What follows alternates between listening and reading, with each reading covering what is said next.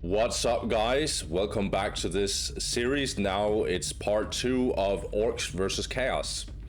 And so for today, the first game of part 2 is going to be on Meeting of Minds. We got God, Lorna Shore, playing up against Master Yoba, playing as Chaos. Master Yoba, he starts on the right side. He goes for 2 cultists. Oh, sorry. He has 2 heretics. Goes for 3 cultists. A barrack. Probably marines. Yes. Going to capture this, as we can see the rally point right here. And probably going Chaos Lord right after. 3 cultists, because this is Meeting of Minds, a really big map. And on the left side, we got God, Lorna Shore. I don't know who this player is. God, I don't know if it's a clan name. Well, it is. I know it's a clan name, but I don't know if they're active anymore. All I know is Lorna Shore is a very interesting, very out there, modern deathcore band. So really amazing stuff if you're into very extreme heavy music. But Lorna Shore is going. That's going to be so weird to call him that. But he's playing Orks. He goes for he goes for 3 Slugger Boys and Big Mac. That's going to help him capture the map pretty fast and also be very aggressive from the early stage. So as you can see, these guys captured this outer point, now going in on the relic, which is very normal on this map. The relic is very exposed. It's actually distance from most of the map, just like this strategic point is as well. I have a feeling this map is actually a little favored towards Orks. They really like to have all of these strategic points. But we'll see. He's going up against the god himself, Master Yoba, who's also going on the offense here. And Orks immediately cancel. They are not going to get this point here. So now what's very important is, what does Lorna Shore get on the opposite side? He denies this area here, which gets cancelled by Master. Yeah, I was about to say Lorna Shore can get in here and maybe actually see if he can kill some of these heretics. They're very low. Still some fighting go on here. I wonder what... Yeah, so these Slugger Boys over here, we have a big fight over here. These Slugger Boys are definitely in trouble. However, the Big Mac is definitely killing some... heretics. That's going to be very annoying for... it's going to be very annoying for Master Yoba. These guys are still denying this area from Lorna Shore. It's not so good for him. Another heretic goes down. So this is what I like by Orks. Always be very aggressive if you can. He denied this whole area for a long time. And this relic can't really be rebuilt either. But it's not like Master Yoba doesn't hit back. But he didn't take this from Lorna Shore at least. Okay, now Shooter Boys are out. And we also got a... Oh, is he... Okay, good. What's going to be very important is this relic, if it's going to go down or not. Master Yoba is reinforcing a lot of Chaos Marines right here. Wait a minute, is that... Okay, it's 2 squads, but they're very heavily reinforced. Oh, Slugger Boy's going down here. There's so much Chaos Army right here. But Lorna Shore is trying to, like, go in here and kill these people, actually. So Slugger Boys go down, but so does Cultist, actually. And we now have big shooters. So, the economy for Master Yoba is 85 to 10. Pretty decent economy, not amazing, but pretty decent. We can't fight this as Orks. We have to disengage here.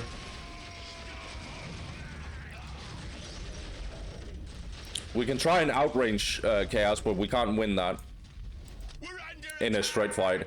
Orks, on the other hand, 92 to 10. Also have the pile of guns. So they kind of have the same situation. They're both tier 1.5. But I feel like Chaos's army looks really, really powerful. But actually, I think Orks are also in a really good spot because they have the big shooters. We have the aspiring champions with plasma guns for Master Yoba right now. Orks 104 to 10, really improving his economy. Now placing a banner here. I always feel like this kind of placement is very risky. Oh, we might get a big fight here. However, these cultists are definitely going down.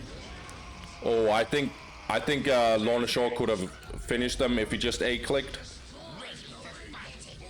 He has these big shooters, they basically just one-shot these cultists. Alright, now placing a banner over here. He's also, okay, so he's going for straight tier 2. I like this by Orks. Only on one generator, he only plays on one generator though. Chaos has way more power income, but a little less in requisition. And he's not going tier 2. In fact, he sticks to tier 1 right now. He upgrades a lot of his listening posts, so it's getting better and better with time. Oh, he never finished this. That is actually kind of ludicrous. Now grenades are out for Chaos. We can serve you. So now they can actually engage in here. You can throw your grenades and then stun half of a whole squad, if not the whole squad. And then you can just shoot on them. So these shooter boys are only really strong if they are distanced away from this Chaos army, because this Chaos army will eat them alive if they get up close.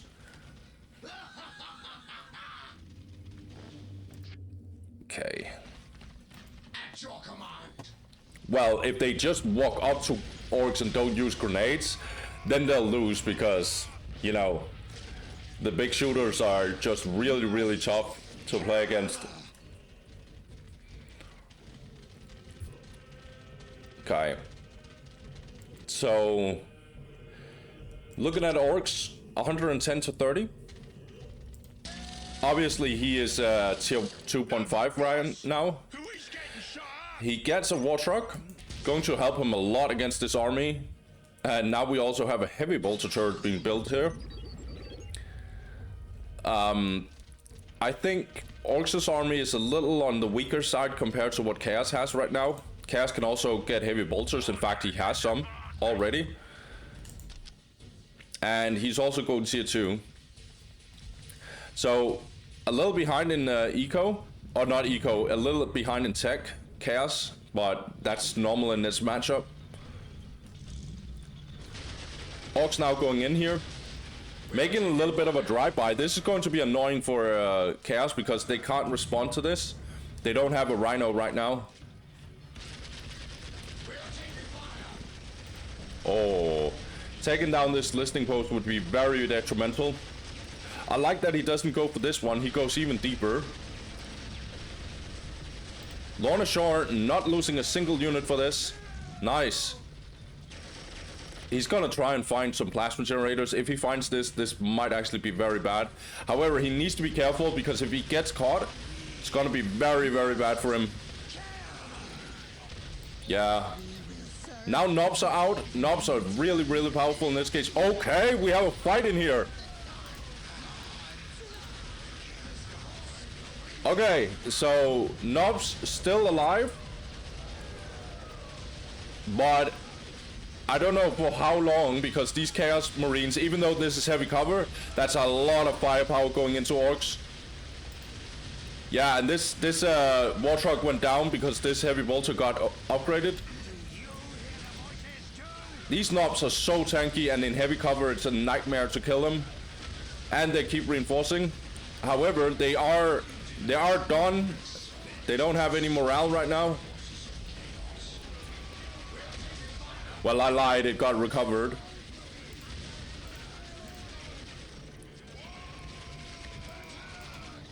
Orks is in a very, very bad spot here. Is there a war truck coming in? No. Orks are just caught in between a rock and a hard place. Oh my god. This is going to be one big fight that's going to break the game. I can feel it. Lots of firepower. Nob squads are not hiding in any kind of cover anymore. We have the tank busters, but they're not gonna save the day. More knobs. Okay. Big Mech teleports in. These orcs are getting tied up by the Chaos Marines, and as I said, when they get in range and can tie them up and throw grenades, it gets really tough. So much firepower, so much damage. Orcs are trying to get out, but oh, this is way too much. If I no, what an absolute bloodbath. The knobs are trying to do their best, but like there's so many shooter boys who's dead. One of the squads of the shooter boys has been wiped. The other one is potentially going down as well. We can serve you. We are eager to please. So much damage going down. Yeah, this shooter boy is probably going down here. Knobs are not tying up this squad so far. War trucks are coming out, but the fighter is also out. There's way too much Orc army that just got destroyed here. However, this Chaos Marine is actually a little bit in trouble now.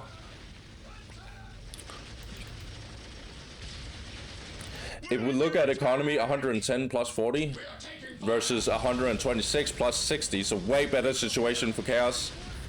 They have a better army as well. Now Lorna Shore is teleporting out. These knobs are getting stunned by grenades. So many knobs dying here and there. Do we have tier 3 coming in soon? No. However, it wouldn't be completely unheard of. Chaos is in such a great spot, I feel like. Yeah, too many knobs dying. Okay, so I think Lorna Shore just threw the game, honestly.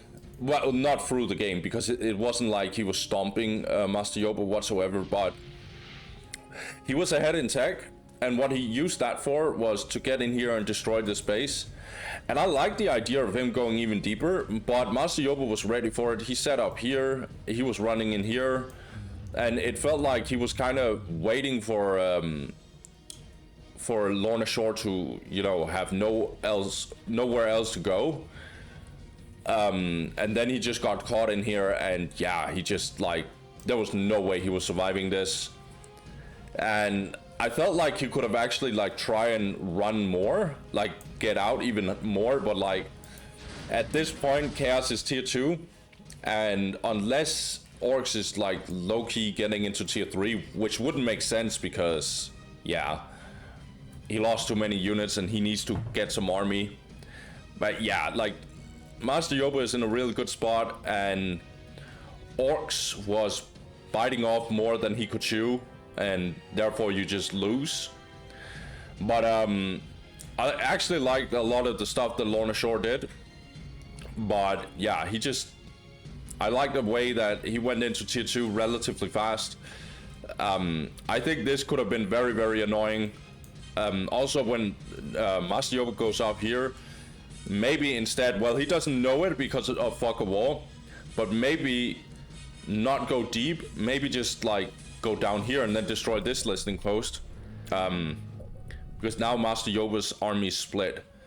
No matter what, I think Lorna Shore, him going this deep, that basically just lost him the game. He could have definitely won this game, that's for sure. Well played to Master Yoba, he kept his head cool. I like the way that he trapped Lorna Shore. So, well played to him. Also, just like this Chaos Army is just disgusting. So many Chaos Marines with heavy bolters. And as soon as the Defiler got out, it's just over. So, GG to Master. Let's get to stats. I'm going to be very short about this one. Obviously, Master Yoba killed way more Orks than Lorna Shore killed Chaos Marines. There's only one buildings raised. That was the listing post, okay. And then, obviously, Master Yoba was a little bit ahead in economy, but it was only a little bit. It's kind of funny that this game went that Master Yoba didn't even attack the base truly of Lorna Shore, except for the very early game. But still won because Lorna Shore just overextended, sadly. Yeah, technology's thing. I don't have much to talk about these stats. Let's just move on. Game 2. Okay, so for Game 2, Part 2, we got Rum Reese's playing up against Dantist. On the left side, we got Dantist playing as Chaos. He goes for a Heretic and 5 Cultists, Armory, and probably just 1 Plasma Generator. Or maybe he goes for 2 Plasma Generators, although I think that's super greedy. Okay, he goes for 2 Plasma Generators. So, that is a Net Cold build with an extra Plasma Generator, which is a little greedy, but it is just what he does, apparently. He obviously have done this before. We have seen him go Nate Cold, and always keep in mind Dantist is one of the best players in the world, so I always think something is greedy, and then you realize that no, he's actually really smart about it. But he doesn't finish this Plasma Generator. Okay. So Nate Cold, really strong against Orks. It forces Orks to go into vehicle spam. Because Nate Cold basically just counter all their early infantry. So we see standard build order from Rum Reese's here. He goes for 2 Slugger Boys, Gretchen Squad, the Boys Hot, Generator, gets a Shooter Boy Squad, and gets Big Mac. And he just captures this map. As I've said, I think this map is actually a little favored towards Orks. Idling Cultist over here as well. Do we still have this Generator? No, this Generator got cancelled. So this is more normal from Dantist. This is way more normal. Rum Reese's looks like you want to harass a little bit over here, but Dantist is definitely doing the same thing. Now Rum Reese's decides to go over here instead. Big Mac teleporting in. Big Mac is very deadly towards Cultists, and Cultists are not very deadly towards him. Some Cultists are dying here, and it can be even worse. This Slugger Boy squad miraculously survived. This Slugger Boy squad is going on a counter harass actually. Also getting infiltration for Gretchens. As I said, Orks want to be a little bit on the offense in this early game. And yeah, Rum Reese's will try to do so. He's gonna try and kill this Heretic here. Meanwhile, this Big Mac is trying to buy time over here. And he killed the Heretic over here. Okay, good. And this relic got secured by Rum Reese's. That's really good by him, actually. Look at that economy. His economy is actually pretty solid, 92 to 10. Upgraded this listing post and got all his points. Whereas Chaos, a little behind in economy. Plus 80 to 10. Rum Reese's is absolutely killing these cultists, but he is paying a heavy price. This Big Mac is not having a good time here. Like, as I said, Netcold are not so strong against commanders, but I mean, when there's a million Netcold just blowing you up, at some point this Big Mac will be very low, and he'll be even lower here He needs to be careful. I would assume he has his teleport. Yeah, he has it. Okay, he gets out. Should have been earlier, I think. Still killing some cultists. I like this from Reese's.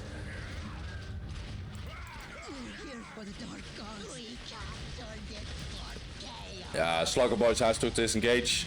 Dances hides his heretic down here. Got this critical location.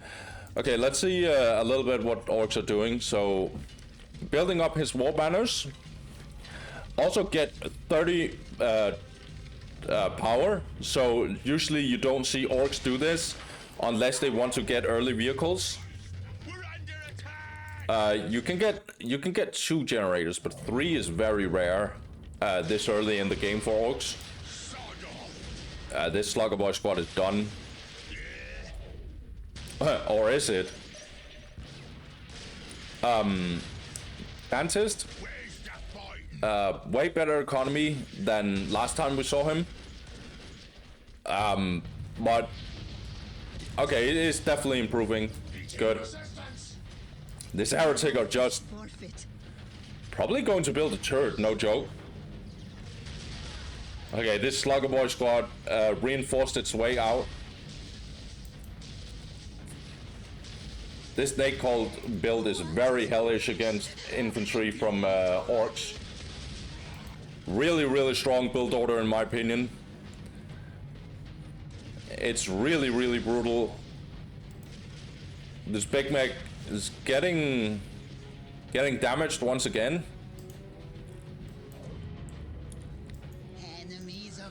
Yeah. We did get the pile of guns though. I'm not saying that's wrong, it's just like, it's not straight up, it's not straight for vehicles. We do get the pile of guns, which is necessary, because there's so many valuable upgrades in it. But sometimes we don't even see pile of guns before we see the mech shop. Okay, are we? No, he's going even further. He's going for tier 3 here. Okay. This might be a little greedy. But to be fair, his base is not in so much trouble because it's relatively fortified. And these Nate Cults are not doing so much damage to buildings. But speaking of checking, we got a machine pit now from Dances, so he got tier 2. No Chaos Temple so far, which is normal in this build order. Now going for Hell Talons. Hell Talons are really, really strong here. Really, really spread out map in general. Massive map. You can fly over here. You can do angles, attack from many angles in general. Get over here. Like, there's so many things that you can do. It's a terrain heavy map as well. But these war banners are well defended. I like the way that Reese's are building them. He's building them all the way behind here, making sure that they're not being destroyed very early. So even if the Hell Talon came in here, it's going to take a lot of damage from like tank busters. Yeah, tank busters. We're getting tank busters and no. Interesting. We have no vehicles so far. We are seeing Orky 40, yeah, okay, we are seeing Orky 40. Oh my god. Orky 40. Orky Fort. It's just called Orky Fort. I've called it Orky 40 this whole time. It should have been 40. Yeah, so now getting the Big Mac shop. Getting early tier 3. Dentist might actually be a little bit in trouble, I'm not gonna lie. He's now going to Filer.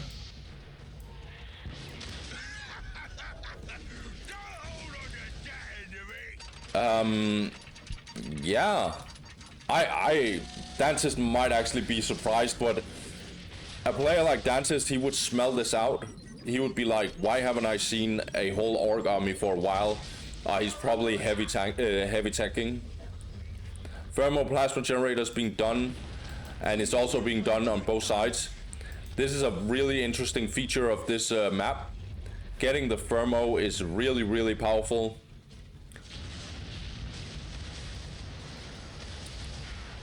What is it? It gives you 50 energy, I think. Lots of power income. Now Dantis is going in. I like this turret. I think it can hit all the way over here. These tank busters have no infiltration. Oh, that's because of the sorcerer. Now getting the war track out. What are we getting? Flash kits? Yeah, we're getting flash kits. We already have some flash kits, in fact. And now Dantis needs to be careful. Let's see what Dantis' response is. Okay, he goes tier 3 as well. He realizes he's going up against someone who is heavy teched. This Beckmech is not surviving this, honestly.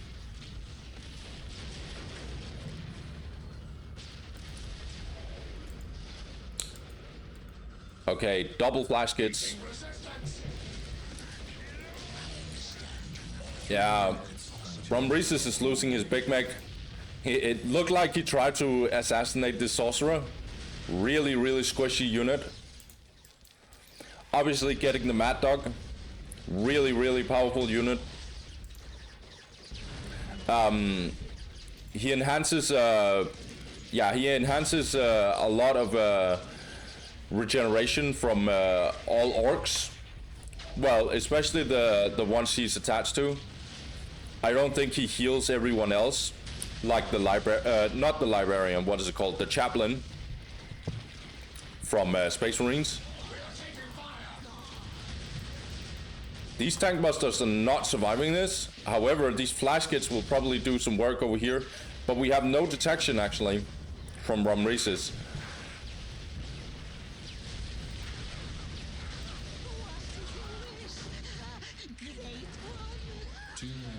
Flash kits are going over here, trying to catch this this thermoplasma generator out. I think Dantis needs to respond to this a little bit.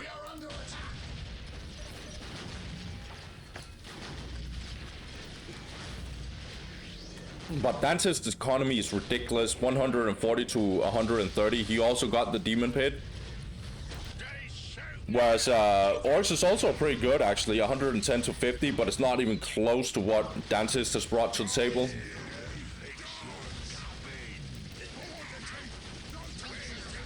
Ooh, War Boss are also now out.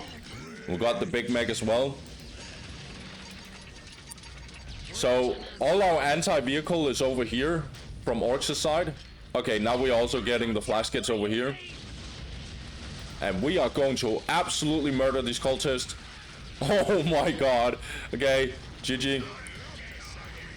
These defilers are so hellish against Orc army. Now the War Boss goes in. True War Boss style, going to fight this this defiler out. Okay, and we have the stun from Big Mac as well. Okay, they're jumping this defiler. I like this. So much firepower from Orks. We have Obliterators out now. A lot of cultists, by the way, low-key all over the place died. We also have the Killer Cannon in there. We still have a lot of cultists though. But the violence are going down. This is not looking good for Dantis, I'm not gonna lie. Obliterators are really, really powerful, but if there's so many flash kits shooting at them, it's not gonna be a good thing. Yeah, I like this. Big Meg and War Boss are just tag teaming here.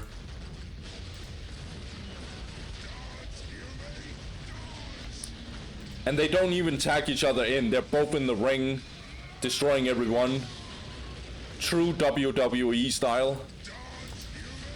Reese's is overextending a tiny bit here, but he's destroying a lot of stuff in general. So is that really overextension? I'm not sure. Tankbuster's doing work here. We have no war trucks, by the way. We just got war tracks. And killer cans. I like this. We now have possess squads, though. They are going to do quick work of these flash kits, for example. Really, really ridiculous DPS unit in terms of melee. They're even relatively tanky. Well, relatively. Okay, now we get the bigger generator from Orks. I love Orks names for every single building they have. Possessed squads going in here, but they are not surviving this. I said relatively tanky, not that they're truly tanky.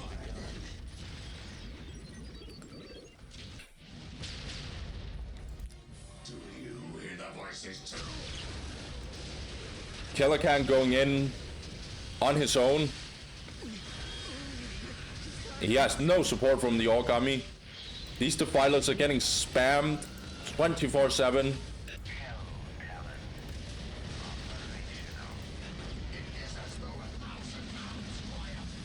Okay, now we have an engagement from Rumreeses. Dancist needs to disengage here. Come on, Dancist. Get out. Massive engagement from Rumreeses. Will he move on? Dancist lost this whole point. However, he's attacking over here, so he's trying to deny this area. Or he's trying to keep this area from Orks.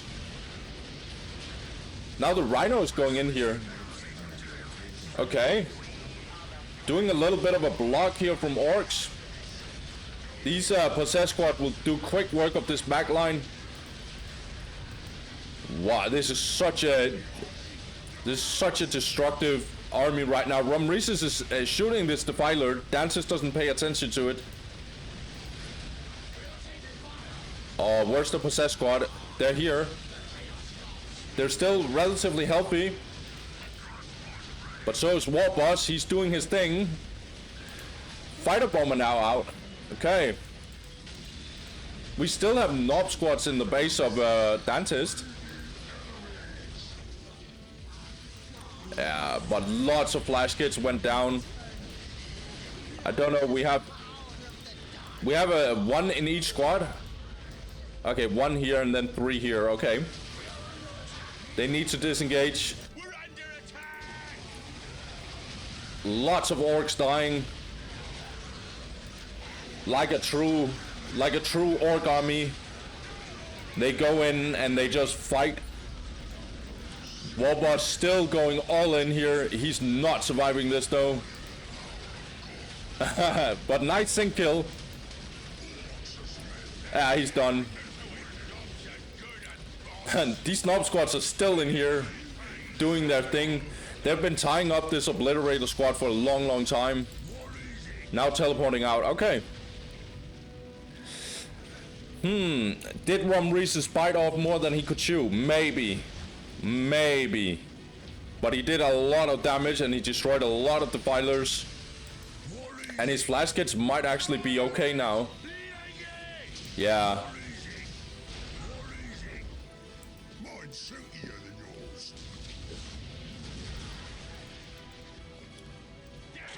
Okay, we get a bunch of Mad Dogs here as well. Still getting the killer can. I think Orks is fine right now. However, he is losing this side. He still has 75 pop, so he's still tier 3. These cultists need to run, otherwise they'll just die. However, Orks need to watch their back, because Possessed Squads are right behind them. So fight over here. Really fire game, honestly.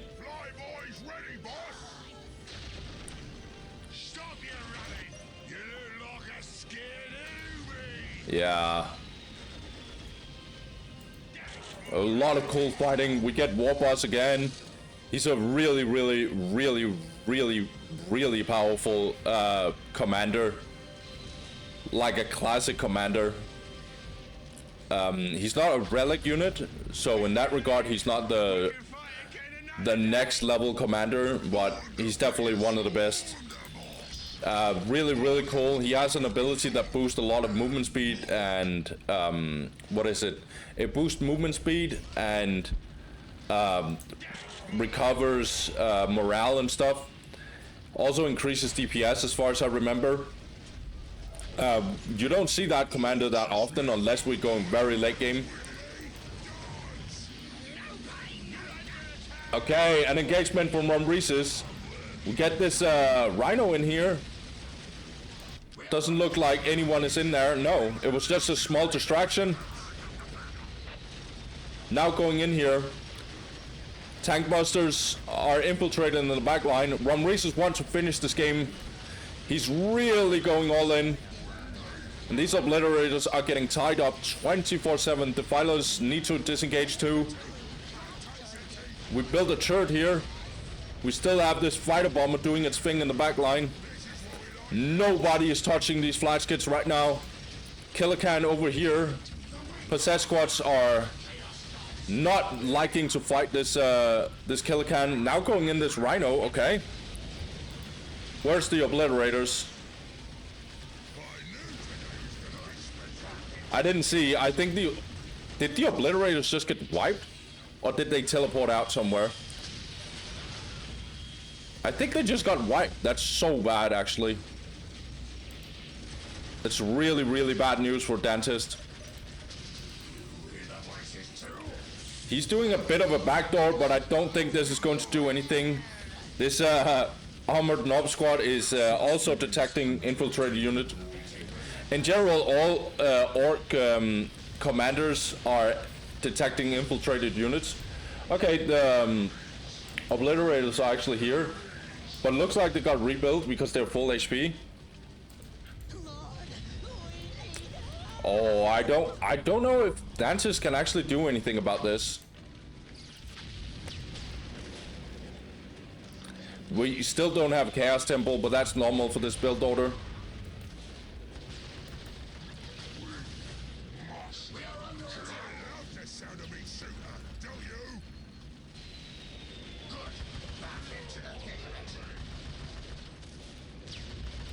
Okay. Reeses has the upper hand here, I feel like. And he's playing up against the Chaos God himself. So it's not going to... this is not like an easy task for Reeses.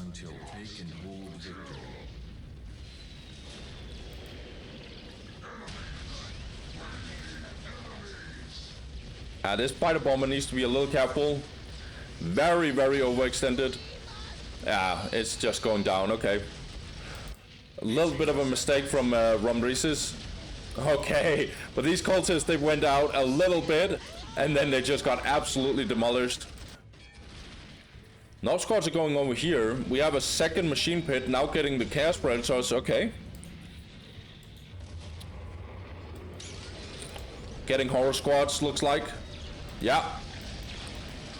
They're going to help with this killer can.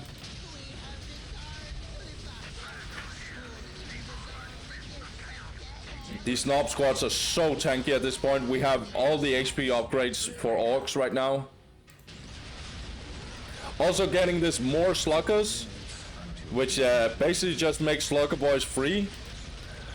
I learned this in one of my other casts when I watched Calvin Klein play this this race. Okay, wow, I didn't even see that. My bad, guys. So we got the Bloodthirster. And the Bloodthirster is the relic unit of Dentist. So now we have a massive engagement over here. This Bloodthirster will do quick work of these flash kits. Okay, is Reeses going for his Squicker? He is going for his Squicker.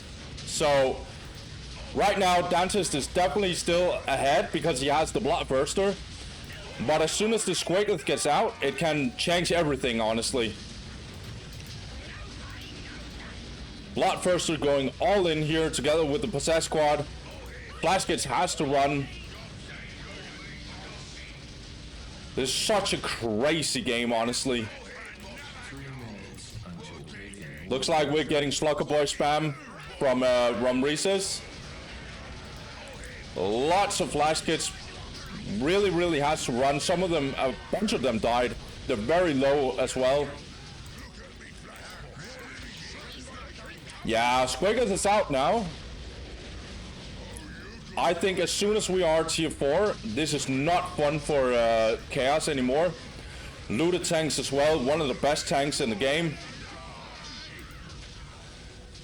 And lots of Possessed squads are dying in here when they're way too deep in this. There's so much, this whole base is shooting on Chaos's army right now. And Orks is not done, they're going in here. I think Reeses can finish this game. Yeah, Bloodthirster not really able to finish off the game.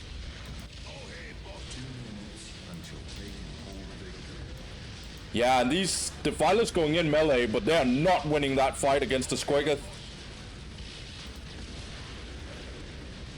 So much fire going down on these Defilers. Bloodthirster tries to deal with the Squiggoth, but it's just way too powerful. Obliterators going in here, trying to kill the... looks like they are trying to kill the Nob Squad. But here comes a Mega Armored Nobs trying to tie up these Obliterators. This Bloodthirster is really not able to deal with this Squiggoth. And especially not when there's so much Orc army. All of these Slugger Boys getting spammed. So the Bloodthirster chooses to instead try and see if he can do a little bit of a backdoor here. Deals very, very good damage to the Boys Hut. Looks like Dantist actually says GG here. Did he give up?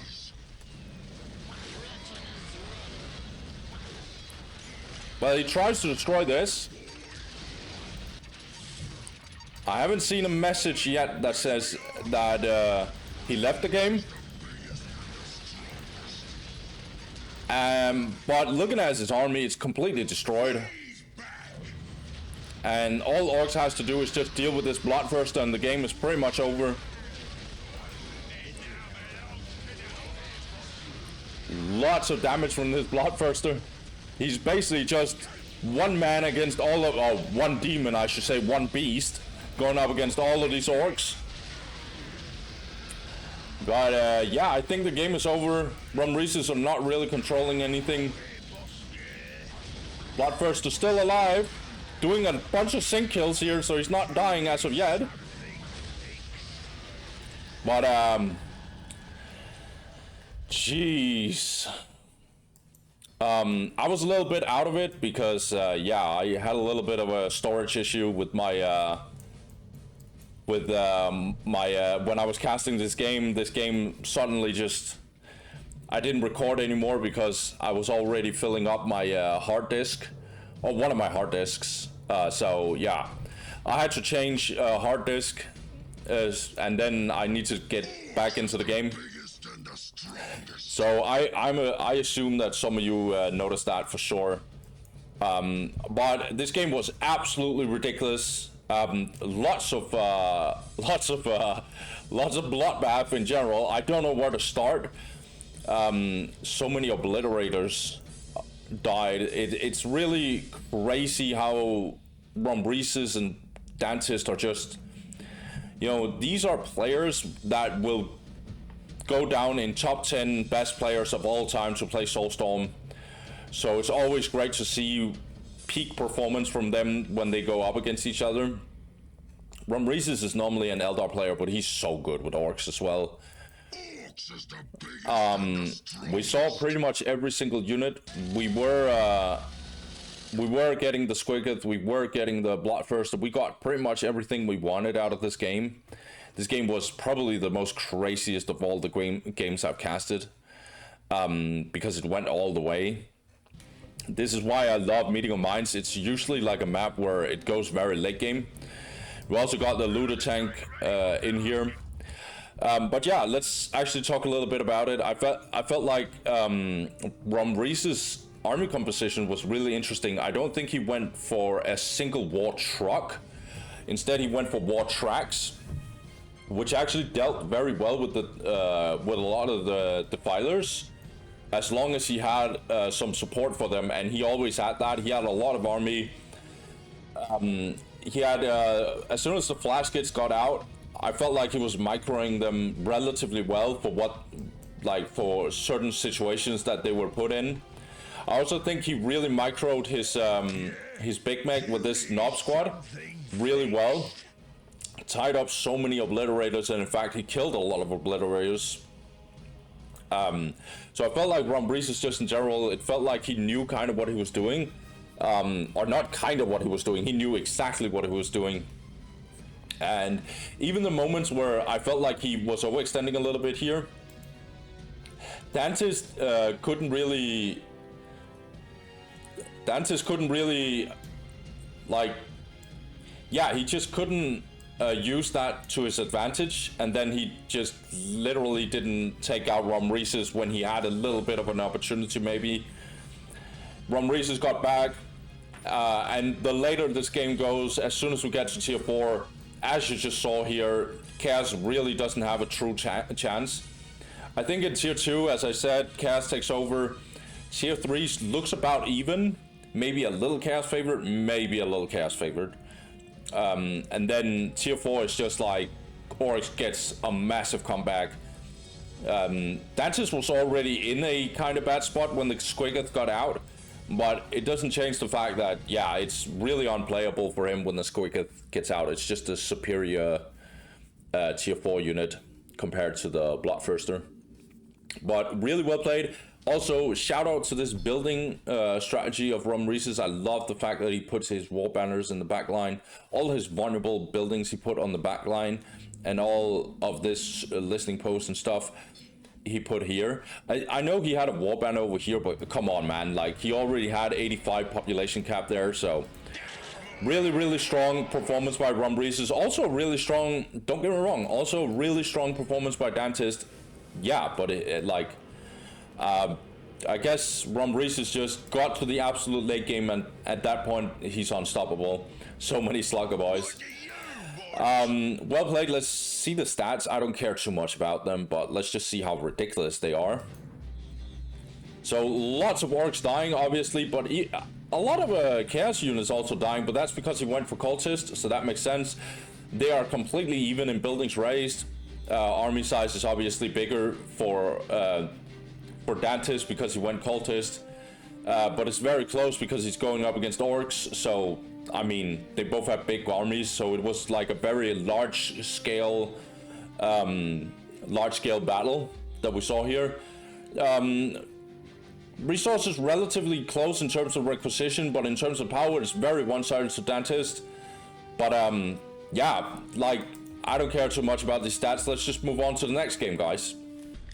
Okay, so for game 3, we got Scouty playing up against Master Yoba on Battle Marshes. Really, really cool map. Battle Marshes is it's a terrain-heavy map. It's relatively small, actually, so sometimes you do see rushes on this map. But really good for jumping units, so really good for Storm Boys, but also pretty good for Raptors, although we never see Raptors in this matchup. Also, relics really, really far away from the bases. Critical location in the middle with heavy cover around it. There's also small details like light cover here and there for light cover pretty much everywhere. There's a little spot here, spot here, spot here. So I like this map. It's a very, very interesting map. On the top side, Master Yoba, he starts with 3 Soccer Boys, a correction squad, the Boys Horde, and goes for a generator, right? Okay, so he's building a generator there. He wants an early listening post. This generator will be delayed a little bit, but this correction squad, when it gets out, will build this. Okay, and now we got Chaos. So this is Scouty. Scouty went for 3 cultists. Yeah, 3 cultists. Scouting a little bit with this heretic, I like it. But yeah, he plays Chaos here. Went for 3 cultists. Heretic, I assume. Obviously got Chaos Temple. This Chaos Space Marines, and then obviously Chaos Lord. I have a feeling we get a lot of action right now, so I'm gonna talk about Scouty a little later. Yeah, it looks like we're getting a teleport here. Oh, watch out, Heretic. Oh my god. Really good by Master Yoba. We have fights on both sides already. Chaos Lord is now out, and he's gonna do really, really well against Big Mac and these Slugger Boys together with this Chaos Space Marine. Also, Scouty is capturing this area really good. Whereas we have a denial over here by Chaos. Okay, I think this listening post actually got finished. I can actually calculate that a little bit. Yeah, it got finished. So this listening post actually got finished, but the heretic got absolutely murdered.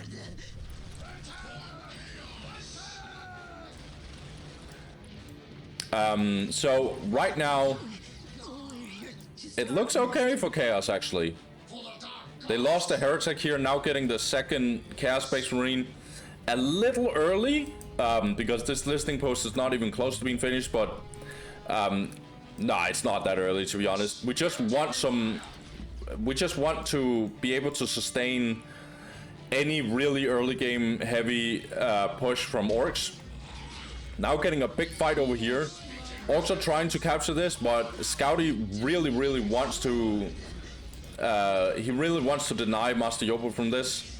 I don't think he will succeed though. Slugger Boy's going in here. Master Yoba is trying to look, can he see if he can deny anything here? But Scouty is ready for him. But Master Yoba then, okay, so Master Yoba jumps over here and he's trying to hit this listing post that is already low. Okay, Scouty is actually trying to decap this. I don't think he will succeed. Decapping Relic will be very slow. Yeah, this listing post probably won't go down either. Yeah, they had to stop it. So Orc secures this. These cultists would die way too hard. However, we have a lot of Slugger Boys being reinforced. Okay. This listing post didn't go down either. Master Yoba has to disengage here. Okay, getting a third Chaos Marine squad. Okay. Really cool early action. We only have tier 1 fights right now. Or getting anything close to pile of guns? No, but we have 2 generators from Master Yoba. His economy is pretty good, 92 to 20. That's because he upgrades some listening posts. Yeah, this Chaos army is a little too strong right now. Lots of Slugger Boys have been dying here and there. And some cultists has also been dead, but that's okay. Because right now we have 3 Chaos Space Marines. Yeah, Slugger Boys have to run here. Scouty, his economy is 85 to 10, so not amazing economy. He is upgrading listening post and also getting Unholy Sight. That's to detect the Gretchens. He's now trying to attack here. Okay, he's reinforcing a lot of his units, but so did Master Yoba. Master Yoba is going in here. Oh my god, really well played by Master Yoba. Because all of this Orc army is over here. He's gonna try and respond, but he's not gonna save this listening post in time. And Master Yoba will probably decap it. Yeah, he does. Right? Yeah. And actually detaches the Big Mac while these guys are decapping. Okay, cool. These Gretchens got absolutely murdered over here though, so the relic gets denied for Master Yoba.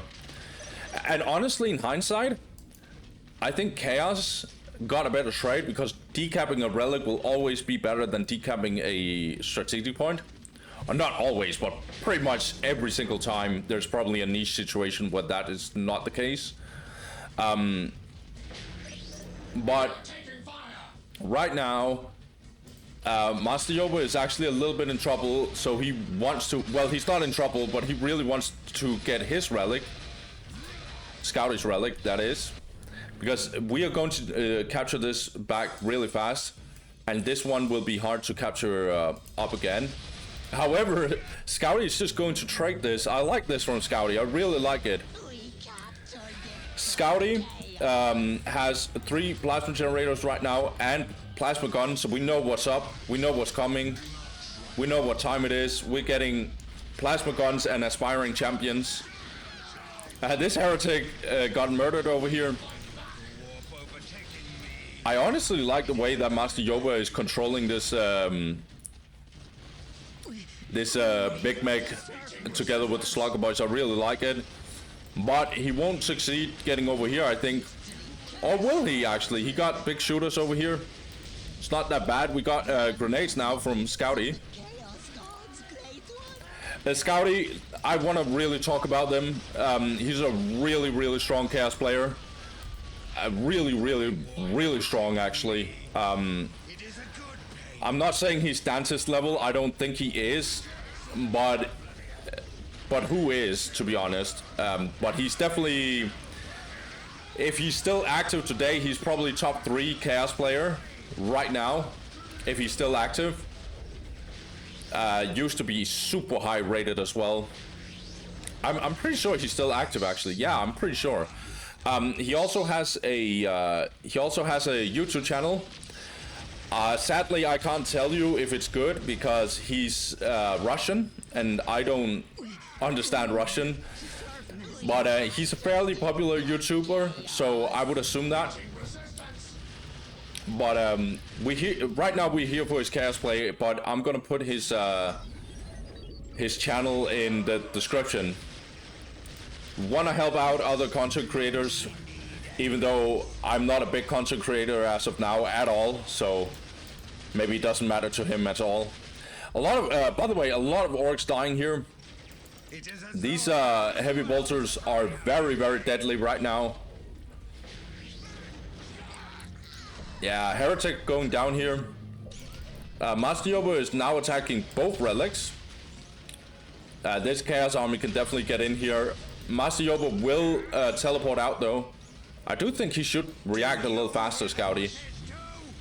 Because Master Yoba can just try and decap and then teleport out. But it's okay because this relic will take time to decap anyway.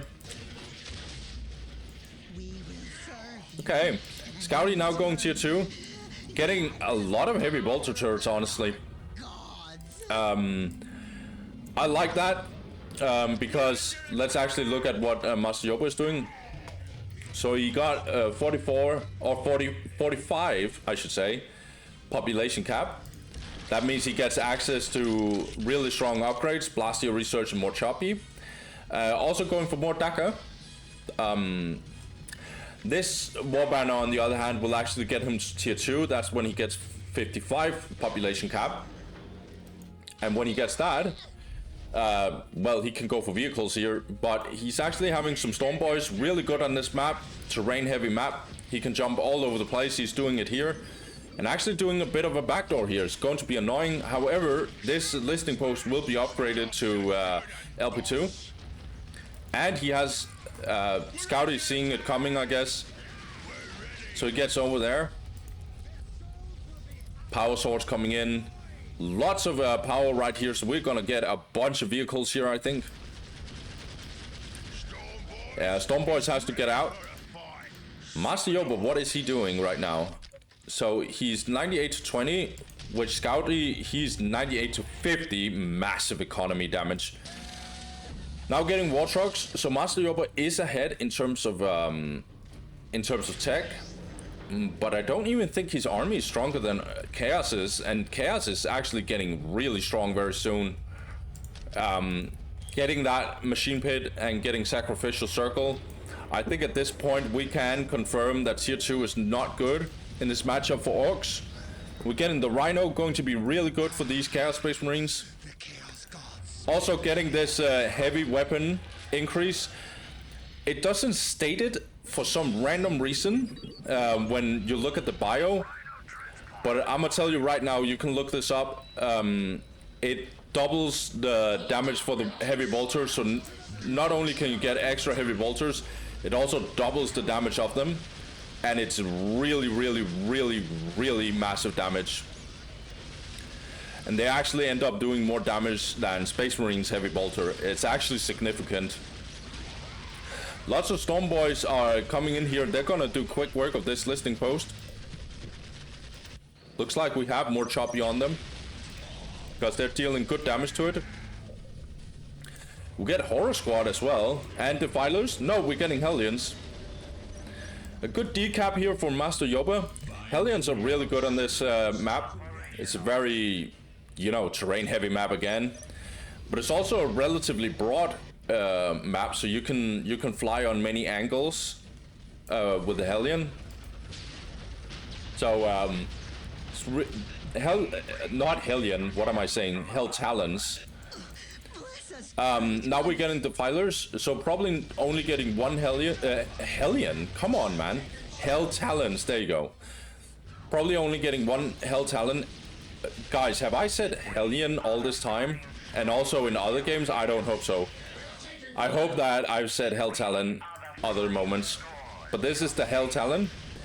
And we're probably only getting one. and probably going to spam a lot of defilers. Ooh, lots of Storm Boys probably dying. Oh, the whole thing gets wiped. Okay, good catch by Scouty. Oh, however, I think Scouty needs to be a little careful here. He is. He disengages fast. Gets the Rhino out. We have all of these heavy bolters because maybe he is expecting Master Yoba to come with a massive Orc army, so he's just prepared for that. Also making sure that one of them is upgraded, so it can actually do something against something like a war truck. 119 plus 50 for Master Yoba. Were actually... Wow, I didn't even notice. So Master Yoba has taken over pretty much every single relic, every single critical location possible, and has also destroyed this. So yeah, the economy for Chaos right now in terms of requisition is really, really bad. However, his army looks really, really bonkers. He is population cap in terms of vehicles. Going to be a little annoying for him. I would assume it gets better in terms of his economy. He could also get the global at this point. He has a lot of power right now and not a lot of requisition. Victory countdown has begun. Yeah, I would get the global here all day, to be honest. I'm not a pro player, but come on, man. Look at this power, dude. Massive fight over here. What the hell? Lots of Orks dying here. Jeez, dude.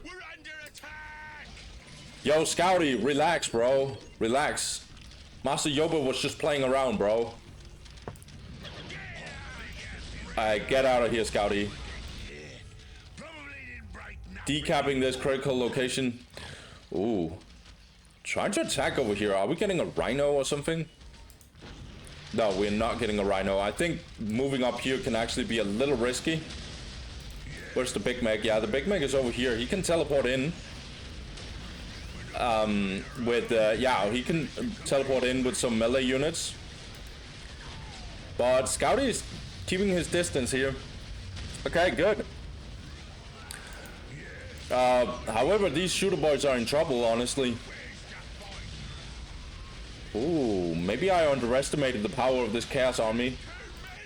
I have a little bit of an engagement over here, but it's not the same as this. Yeah, Chaos has to leave here. A little too much firepower. However, there is some backing here with horror squads and defilers and extra Chaos Marines. So now Orks needs to be careful if they overextend. Really annoying war trucks. This Hell Talon won't do much because it's really going to be shot by this anti-vehicle units here. Yeah, this Knob Squad is going down. Also, I can't see it, but I heard that the Big Meg is gone. So, I heard his dying pig squeal. So he's definitely dead, the Big Mac. I feel like Scouty is playing this really well, but he's also tier 2. He's supposed to be stronger right now. Master Yoba is playing on both fronts, which is really well. Which is real good, I mean. Master Yoba still has the map though. So always keep that in mind. Scouty's economy is not super good compared to his, I would assume. 126 plus 50, whereas we have 91 to 50, so we now have the global for Scouty. Yeah, I'm not a mathematical genius, but I would assume that. Yeah, otherwise this number wouldn't make sense. So good on Scouty to get that. Yeah, it's still pressuring up here. Putting a lot of pressure. If this the boy shot goes down, that will be very annoying for Master Yoba. You can tell that this matchup is not fun when we get to here for Orks. Yeah, this the boy shot will go down, honestly. Chaos just needs to be careful that he's not losing too much. But he's actually playing this very, very, very well. Also defending over here. Okay, looking really good for Scouty. So even though he doesn't have the map right now, he has the stronger army. So let's actually see. Master Yoba is trying to push for tier 3. And in that regard, he's ahead because Scouty is not doing any of that. He sticks to tier 2. Well, at least as of now. Decapping this area, good. Good from Scouty. Orks denied this area right here, so that's at least very good. We might need some horror squads for this wall track here. But they're over here. Yeah, Master Yoba going for tier 3 now. He's gonna try and turn this around. He's not that far behind, to be honest. Like, his economy is still good, 115 to plus 39. He's a little behind in power, but significantly ahead in requisition income. But Orks do need that. If they have a lot of infantry, they will need a lot of requisition anyway. Now Chaos is trying to attack on this side. If he destroys this area here, which is very, very unlikely, but if it destroys the whole thing, it will be so detrimental. Lots of disruption here from Orks. Yeah. And Master Yoba is not giving him anything here. Scouting needs to make sure that he doesn't lose too many Chaos Marines. Okay, however, Scouty did take back this whole area here. He's not close to tier 3, that's a little bit worrying. But again, getting back the army. I think Master Yoba realizes that he can't really beat Chaos in a straight fight right now. So he's trying to be a little careful and maybe get tier 3. And there he can do some stuff. Let's see what he does in tier 3. A good amount of float on requisition. Could probably get what's it called? He could probably get a generator. Also, here again, you can go for the global, right? You can go for the global for power. When you had like 600 requisition, that could at least have been something you could have gone for.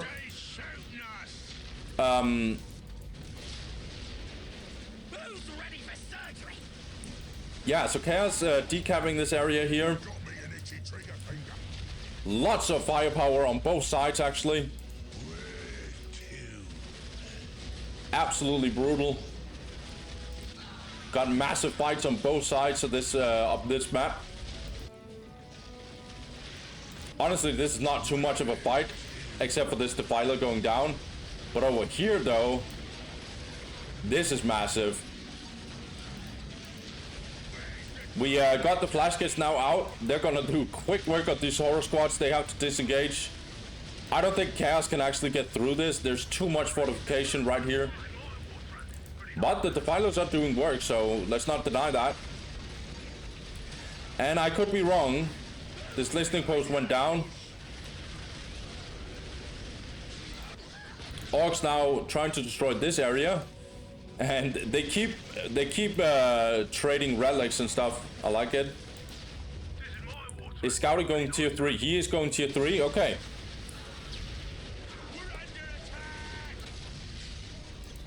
Listening post going down. Hell Talon doing its work. Gonna get the war track, right? No, we're not getting it. Ooh. Yeah, this is what I mean. Sometimes they get stuck in here. It's a little bit of a bug, I feel like. But the war track at least went down. Ooh, are we getting some destroyed wall banners here? That would be really, really annoying. Master Yoba trying his best to repair it. Okay, I like that Chaos is trying to attack on this side. This Hell Talon is doing some work. And we don't have anti-vehicle right now. However, we did have a stun from the Big Mech. And yeah, Scouty doesn't really get through. This Defiler needs to be careful. Don't want to lose your Defilers too much. It's relatively healthy right now, at least. Yeah, we got the fighter bomber. Gonna be very annoying for Chaos right here. Oh my god. This Chaos Marine looks like they didn't get controlled. Yeah, Scouty needs to disengage. Not looking good for him, honestly. But we'll see, because he's tier 3 right now. This game is not decided at all.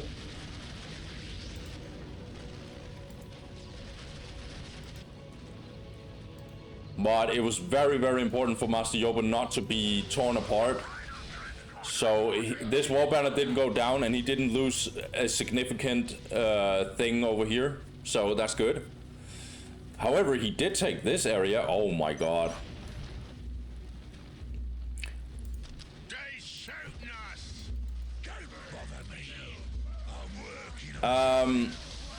Yeah, we're just gonna get a teleport from Master Yoba. Really well played by him.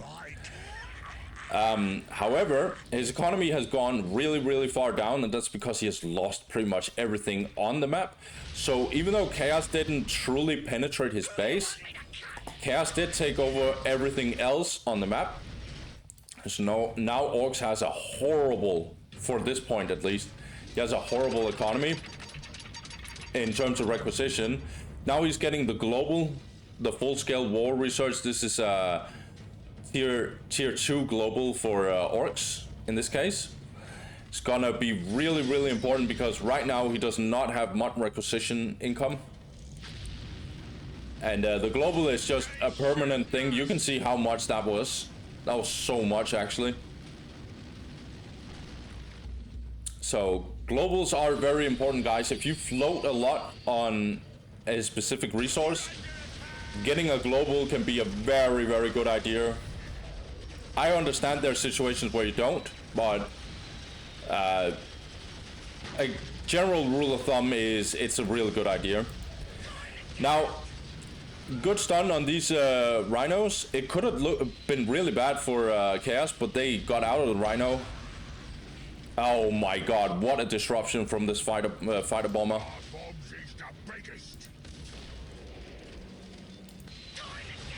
Oh, Chaos needs to run really badly here. Lots of Chaos Marines are going to die here, yeah. Now Chaos is trying to fight on this side.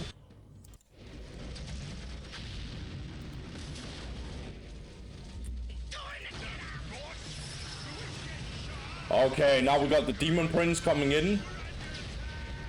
Sacrificing our leader to get the Demon Prince. And yeah, he's gonna go nuts. He's gonna F some stuff up.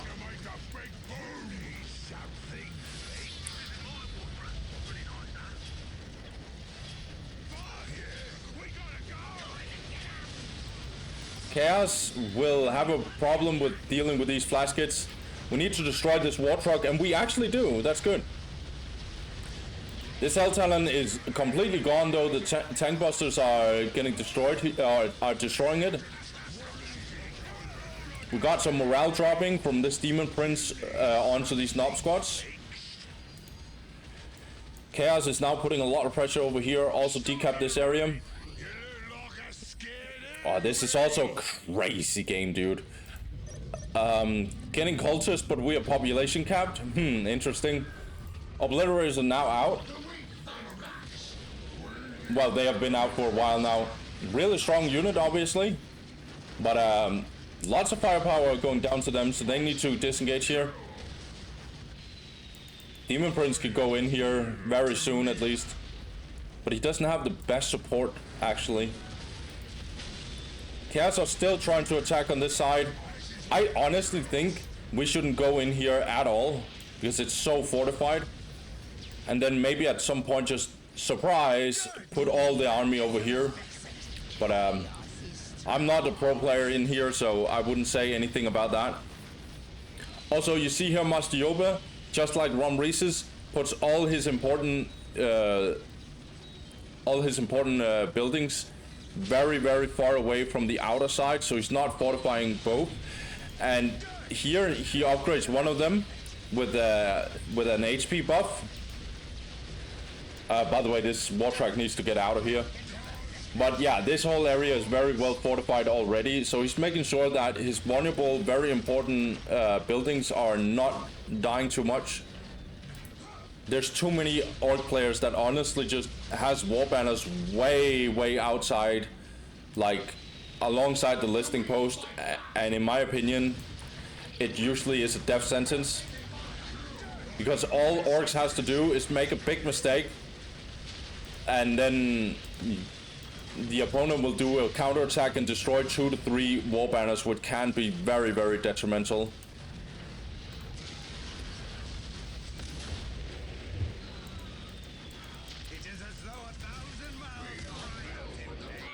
Okay, let's see. Are we getting Bloodthirster? Bloodthirster could be really good. We are getting infiltration for these Chaos Marines, actually, and we are getting Possessed Squad. Whereas we actually have tier 4 right now for Master Yoba. He also went this more Sluggers. And we know what that means. That means a lot of Slugger boys are getting spammed out. We get looted tanks, very, very strong. This tells me that Chaos is really in trouble, because we have seen what tier 4 looks like for Chaos, and it's not fun. But Scouty can prove me wrong. I've seen some Scouty games and thought, what the hell? How did he do that? So don't get me wrong. The problem is he's going up against Master Yoba himself. So really crazy game. Scouty keeps trying to penetrate the base of Master Yoba. It's not really working for him right now. It's only partially working. Also, this Demon Prince is getting very low. Are we getting the Bloodthirster at all? No, not so far. When the Squiggoth gets out, it's pretty much really hard for Chaos to do anything. Now Master Yoba is actually trying to get out of his base. Lots of Orcs going in here.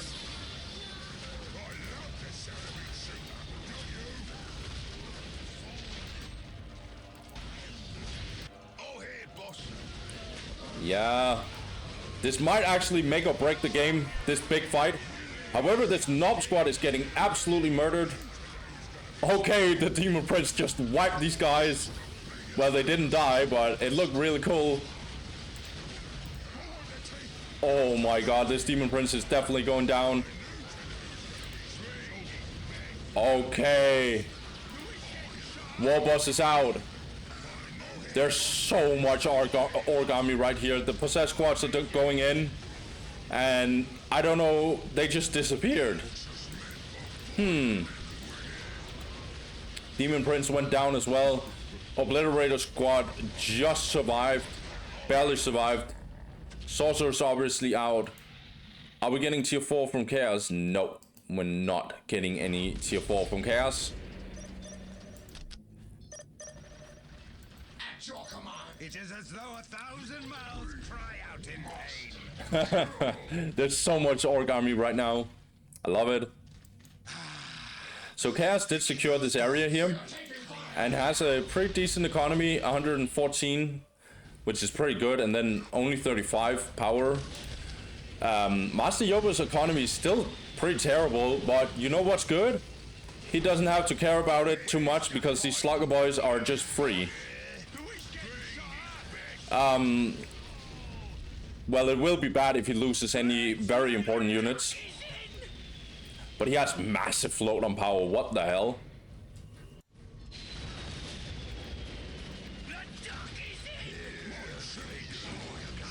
Blaskets now knocking on the door of Scouty. Doesn't look too good for him. This looted tank also over here. Oh my god, so much firepower going down.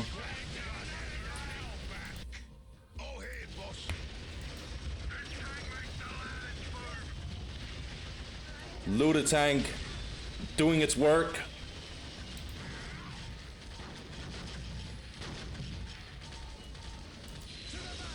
Yeah.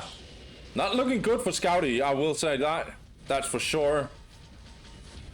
In fact, this looks like the end. He doesn't really have any strong army compared to Orcs.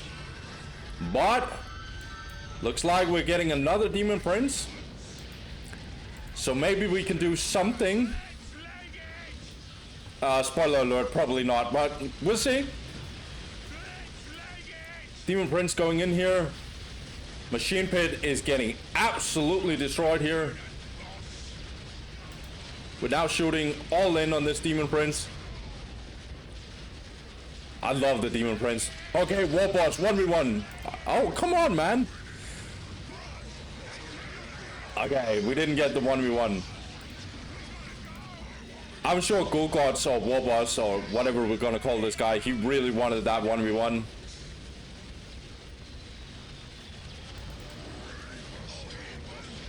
Oh my god. Chaos Predator is out.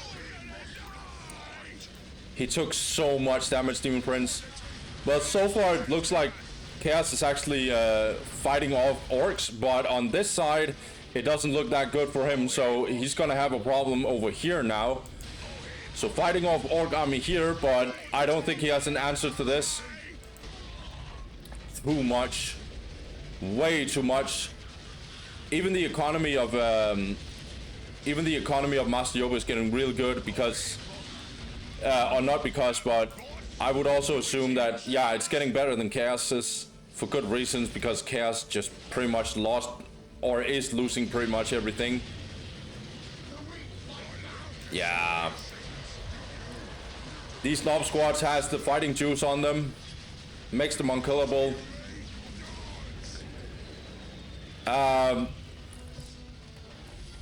This is the final push from Orcs, I would assume.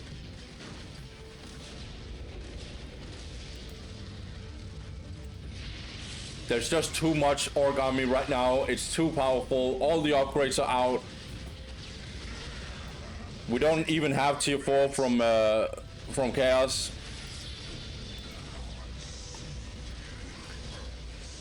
Demon Prince is doing his work, but he's done once again. The stronghold is going down. And yeah, this is pretty much GG. The game is over. Very much over, in fact. And Scouty says Imba, GG.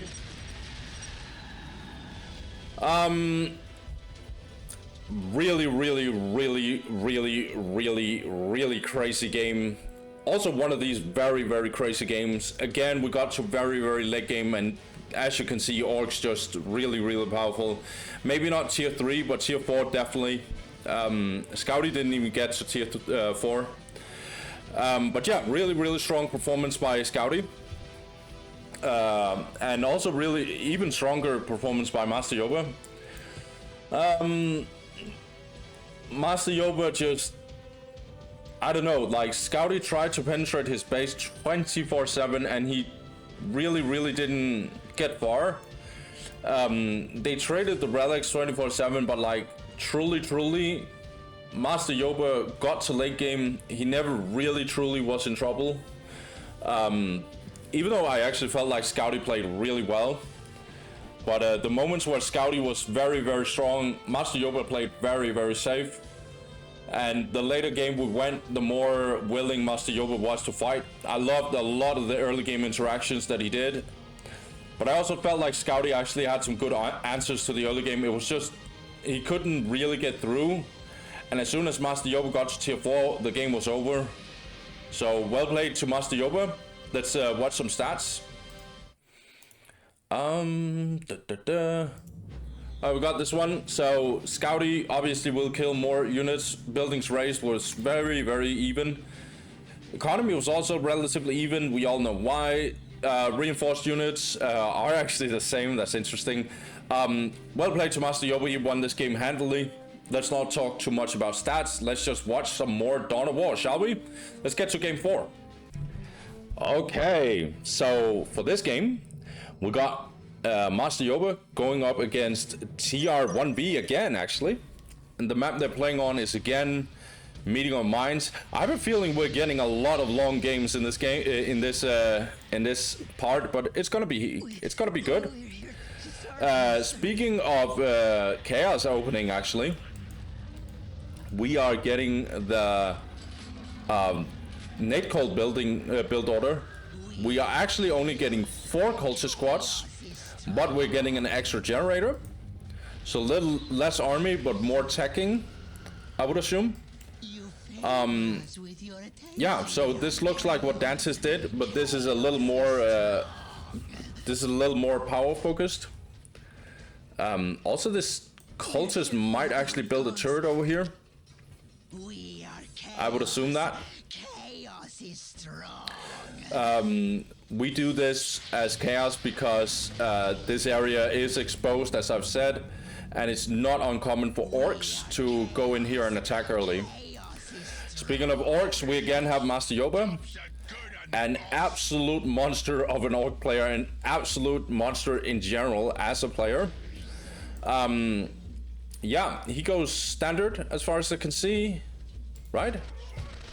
Yeah, 2 Slugger Boys, Gretchen, get that the boys heart, get that generator, get them shooter boys, and then get that big mech. Okay, it's normal opening by orcs. Looked like he captured his inner points and not so much his outer points early. Probably going to take these shooter boys and go over here and see if he can, you know, do some harass. However, he will find that the heavy bolter turret is ready for him, so maybe he will walk up here instead. We'll see. So TR1B, again, don't know him very well as a player, but from what I've seen, really strong chaos player. All the replays that I got is very high rated players. So if you are in my replays for this matchup, you must be very good. Master Yoba realizes that he can't push over here, so he just backs out. Okay, I like this from TR1B. So he now upgrades this area, so he's really playing defensive here early. And he does this with 2 plasma generators. Interesting development by him. He's not as offensive as Dantis, so he's just letting orcs do his thing, not really fighting the big mech at all. But looks like he secures pretty much everything. Orcs' economy right now is 97 to 10. It's gonna get even better when we get this generator and upgrades this listing post. Chaos's economy is 92 to 20, and it's going to improve even more. We get this upgrade, and we also get this. So relatively, you know, this is a kind of a Cold War, kinda. Not a lot of stuff going on. Cultists are disengaging as soon as they see the big mech. Well, not truly disengaging because they're still trying to like hit him, because they outrange the big mech obviously by a little margin. Victory countdown has begun. Okay, so Master Yoba is placing his war banners over here.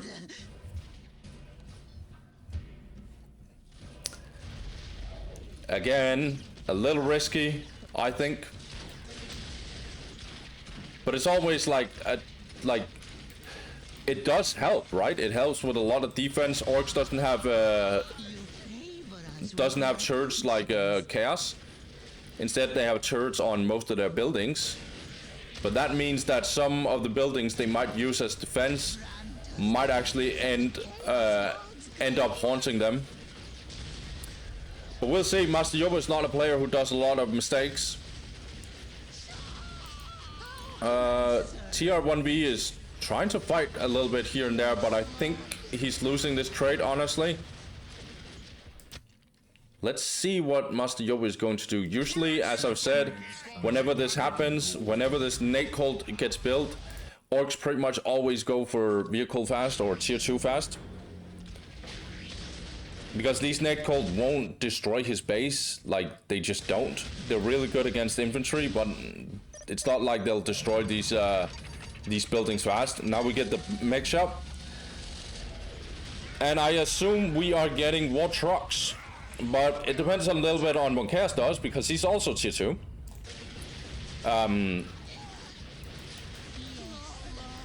Yeah, so let's see what Chaos will do. They'll probably get some Hellions.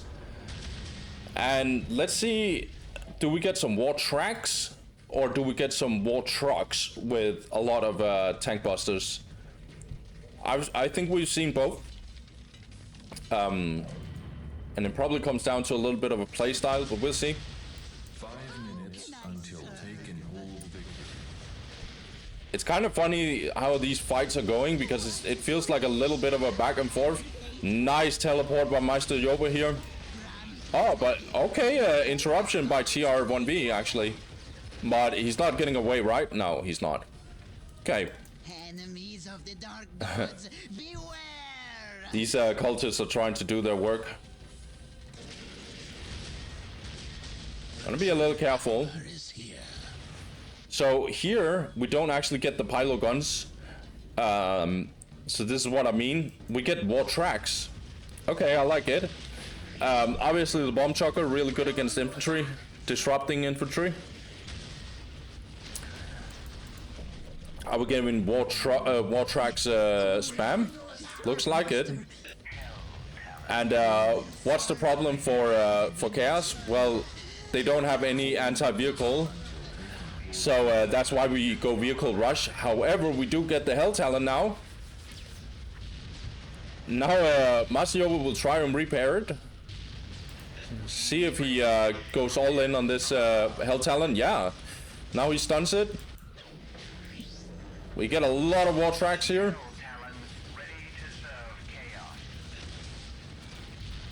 I actually think I like the War Tracks instead of getting Tank Busters, because I feel like as soon as Defilers gets out, it gets a little tough if they get spotted by the Sorcerer, because the Defilers are really good against all types of infantry.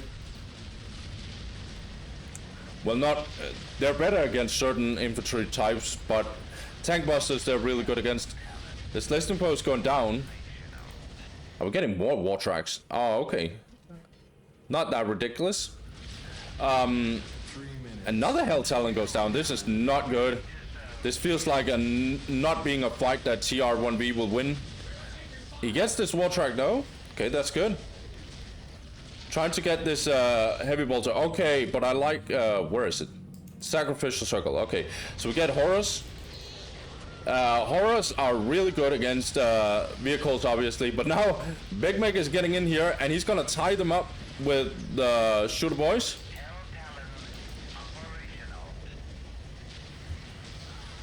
These War Trucks, War Tracks are really, really interesting right now. They're doing a lot of work. These Hell Talons are just, yeah, they're trying to murder this War Track, but they're getting repaired 24/7 by these Gretchens. And this Hell Talon has no support, so it's going down. Oh. Oh, that was close that he got the War Track. Horrors are going down again. Or not going down, but they're really being suppressed. Now another Hell Talon. Please don't suicide it, mate. Please don't. Okay, so the Gretchens actually disengaged a little bit here. Oh, we're getting some Horrors in here, I think. And Sorcerer is getting out here again. Hell Talon going down again. There's so many Hell Talons we're losing here, but we just keep reinforcing, or reproducing, I should say. So 128 plus 60 for Chaos, really good economy. Orks has 122 requisition, but he also has 79 power. So that means he went for the global. And Chaos does not have the global. Another Hell Talon. Oh, can actually go for these war banners. That'll be very annoying for Master Yoba. He needs to respond, honestly.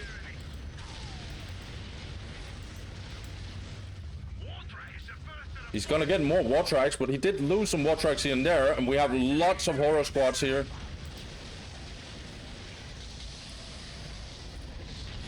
Okay, now going in with an op squad here. This is very interesting. We have two very, very different army compositions. Got a fight over here.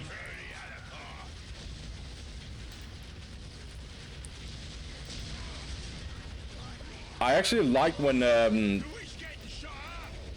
Chaos goes for Nate Cold in this matchup, because we get units that we don't always see. Well, we usually see all the units that is here, but like the army compositions are very, very different. I like it. It's not like completely classic. There's no Stone Boys here. There's not a lot of Shooter Boys. And that's because they're trying to respond to each other's army compositions. Now these horror squads are just literally running in and dying. I know they went for this war track, but it's far away.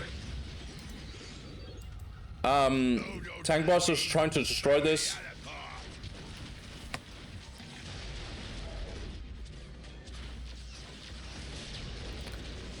This listening post probably should be cancelled. Okay, it doesn't have to be cancelled. We have 3 heretics over here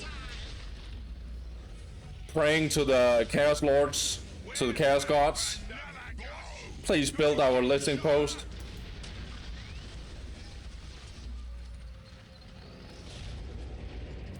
A lot of float from Orks, honestly.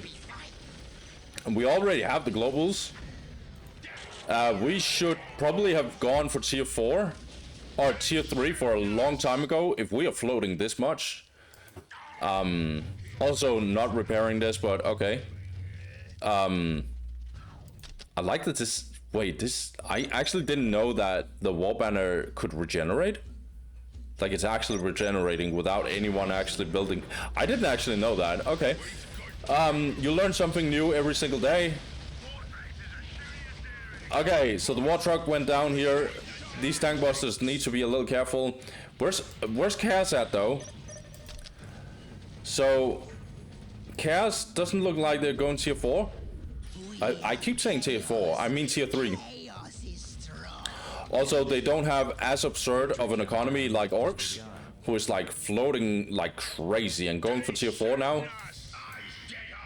Actually going for tier 4.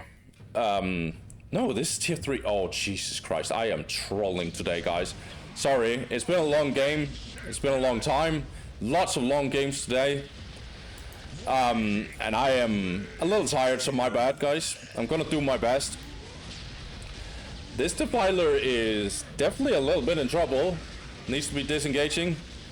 Now we get Chaos Space Marine, so we obviously got the... what is it? We got the Chaos Temple. So we're getting some Chaos Space Marines. Defiler went down. Master Yoba just plays really well in general. When he gets this tier 3, he is so far ahead in tech that he might as well go tier 4. Because his army is not that far behind from Chaos. And Chaos is not even going... yeah, he's not even going tier 3. He needs to be careful, because... yeah, as I said before, when we get to tier 4, Master Yoba will just murder anyone and everyone. Lots of firepower here from Chaos, but really can't walk up and do anything here. So the problem for Chaos right now is just, yeah, as I've said, they're behind in tech.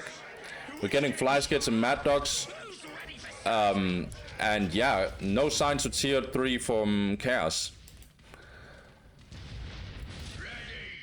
And tier 3 Orcs wins against tier 2 Chaos, that's for sure. This was a very messy game, but I felt like Master Yoba so far has been thriving in the Chaos. And he doesn't even think this is chaotic, probably. Lots of tank busters will probably die here. The Defiler actually low-key saved these two guys, because it shot them away from the range of these Chaos Marines. Yeah, tier 4 coming in for Orks.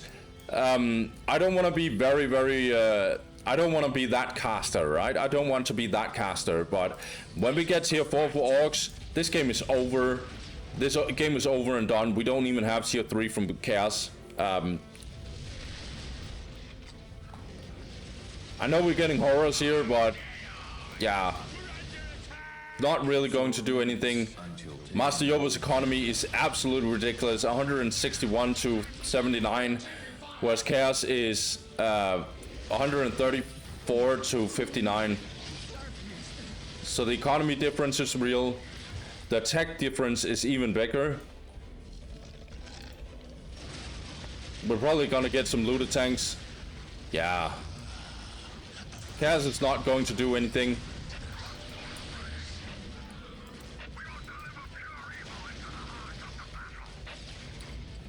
We don't even have tier 3 from TR, no.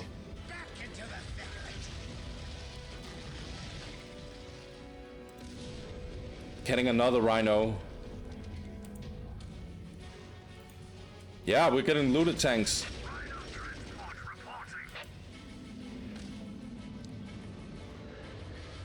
I'm actually shocked. We are in... Am I trolling? This is only tier 2, right? And if it's... Yeah, it can't be tier 3. And even if he went tier 3, why is there no tier 3? Like, this is... He's not building any tier 3 units, right? So, an engagement in here, but we're getting looted tanks, and we will at some point get the Squiggoth. And Chaos is not even tier 3, okay. Permanently playing on the same tier will pretty much lose you the game. Well, not if you, like, you can always commit to a tier, don't get me wrong. But like, staying here is really not a good idea. Yeah, now he's going tier 3, but it's pretty much over. It's too late.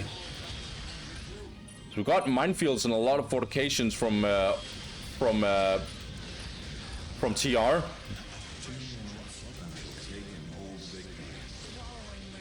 Yeah.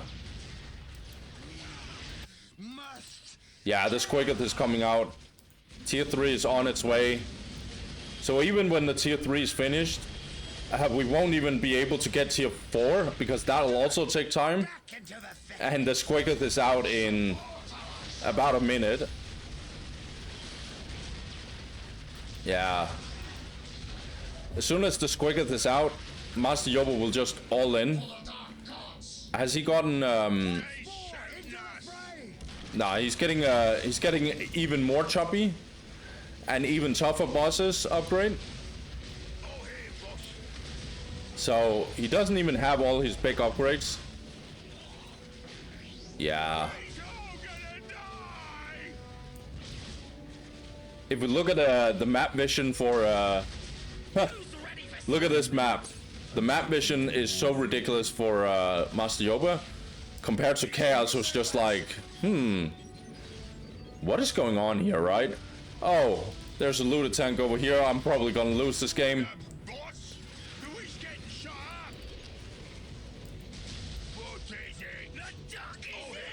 Listing post going down. We get the another the mech shop. 30 seconds until taken. I'm just waiting for this Squiggoth to show up, and as soon as TR sees it, he's like, okay, I lost this game. This is like when you teleport a monolith into the enemy base and the enemy is like, yeah, okay, I lost. I didn't even notice, by the way, on top of it, but obviously there was also the, wow, I didn't even notice that. So taking hold, also coming in, Chaos couldn't get out of his base, so yeah, everything was wrong here, honestly. I don't want to... TR1V is a really good Chaos player. But yeah, he dropped the ball here, honestly. Again, it's never personal. Always make sure that you keep that in mind. It's never personal. I think if TR1V watches this, he'll probably agree with me. And he'll be like, yeah, I lost this game. I was so behind in economy and tech, and I stuck with tier 2 for such a long time. Master Yoba just floated all day, was just chilling, getting to tier 3 and tier 4. That was really ridiculous.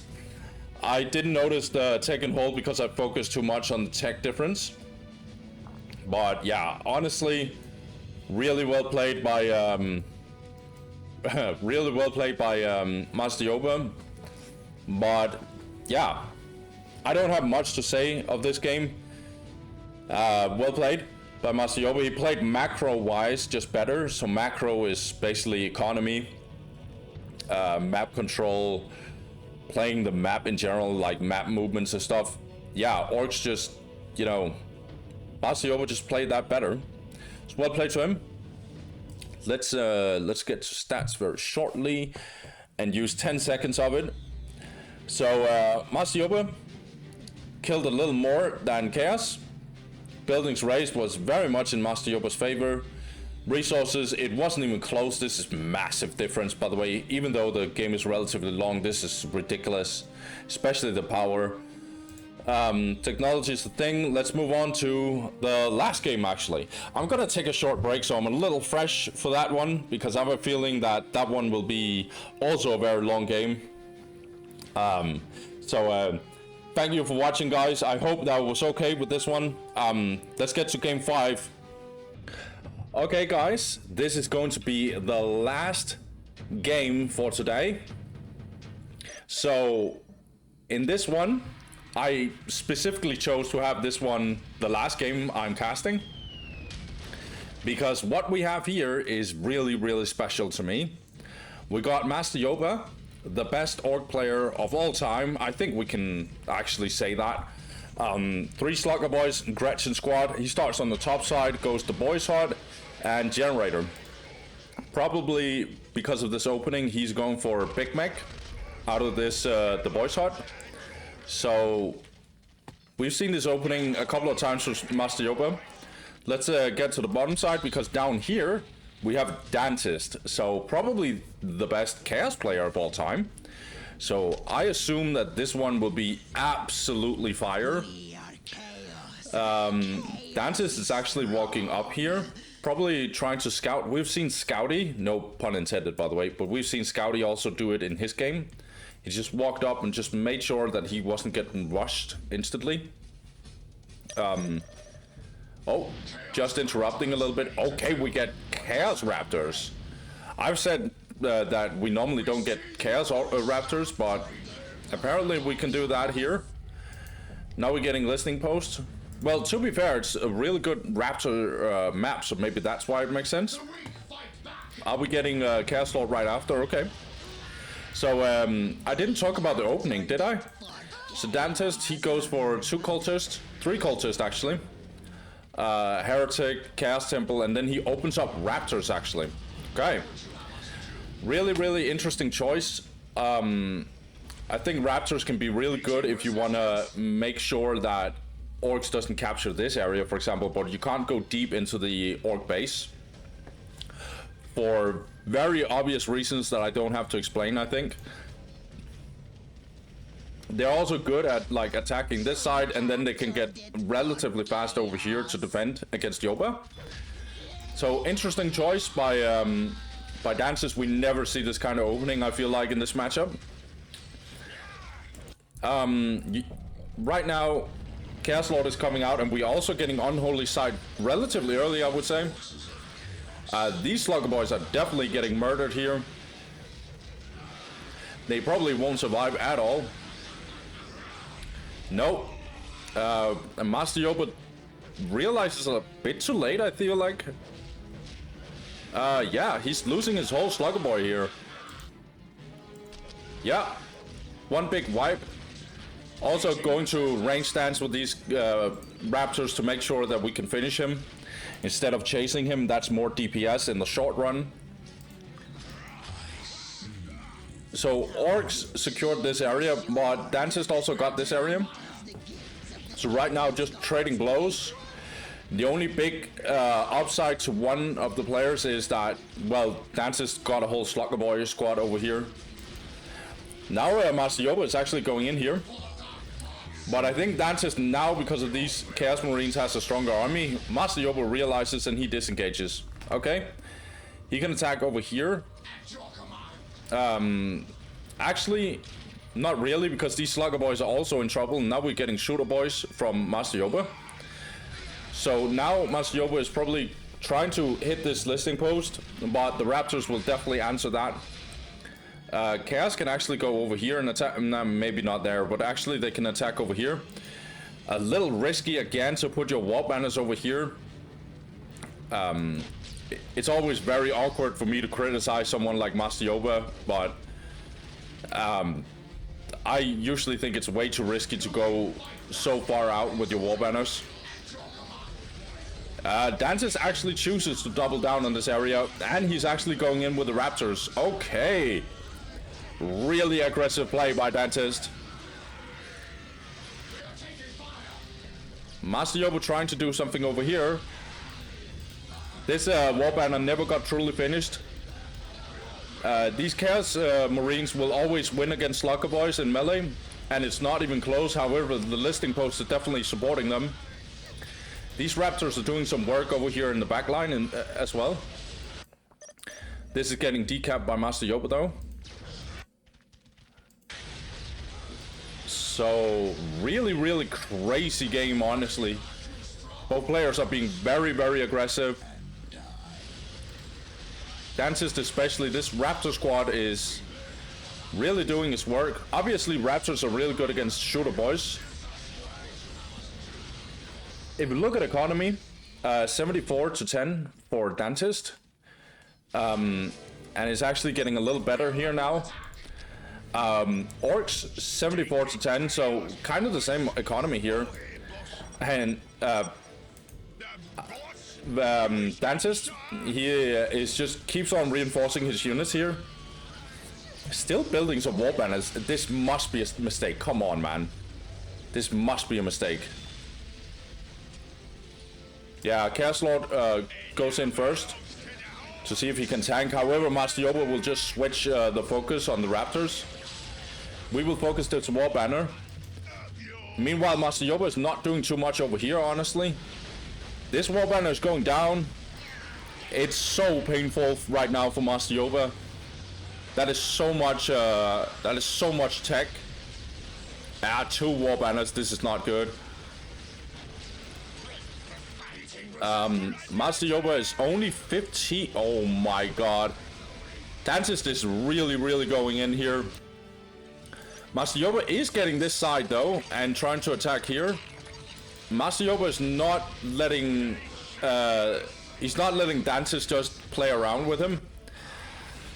This is really good by Master Yoba. Good damage control by him. He realizes that he's getting absolutely murdered over here because Dantis has invested so much in this army. So he's just trying to recover by getting this area instead and taking this area maybe also. He'll definitely decap it. But Chaos is getting his armory. He secured this position even more because he fortified this listing post. Or he got LP2, I should say. This Raptor squad is going to hunt these Slugger Boys.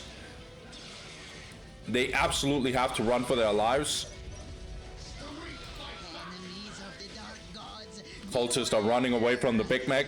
Really good reasons. Lots of Chaos Marines died here, just right here. Because we have big shooters right now for Master Yoba. Good response for him honestly. In terms of map pressure, like map control and units and all of that, I feel like Master Yoba keeps up. It's just the tech that's really bad for him. He's only 25 population cap. That's not really good. He doesn't even have his pile of guns. He's getting his 3rd war banner here. Whereas Chaos is already has the armory and plasma guns. I like that Dantist is super aggressive. He has to disengage from here though. Shooter Boy is really strong. Well, not completely disengaged, but like get down in the heavy cover, I meant. Don't fight them straight on. These raptors needs to run. They won't be able to fight the Big Mech, even though the Big Mech is squishy.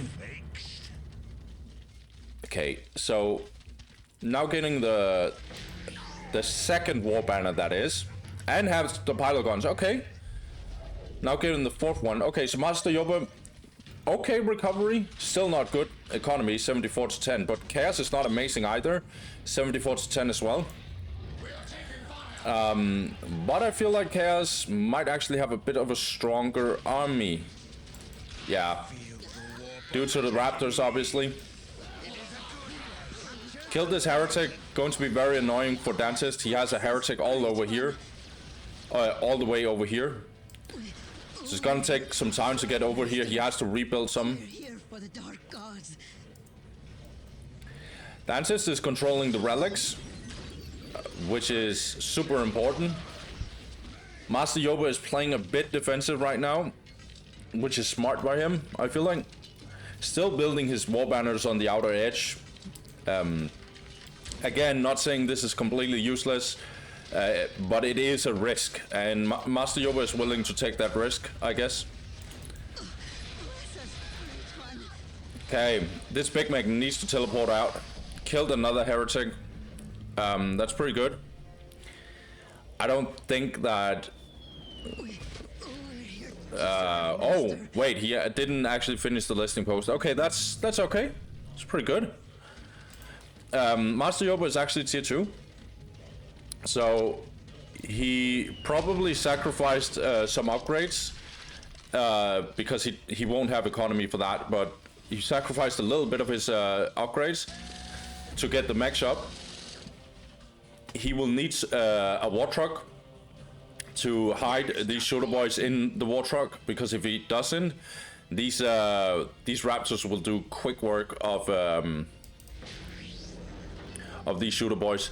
In terms of like jumping units like shooter boys, raptors, assault marines from Space Marines, a really good counter to them is always like Rhino and war trucks and stuff, where you can hide your ranged units in them. It's a really good counter. Dantist is placing his. I'm really not a fan of this. Maybe I'm just like, but come on, man, why are we placing like a plasma generator over here? Maybe he doesn't expect in any way, shape, or form that that Master Yoba could get down here and attack this, but I could be wrong. I could obviously be wrong.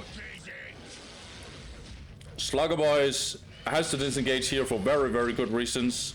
Don't want to fight these raptors, but these raptors has to disengage now, and they do.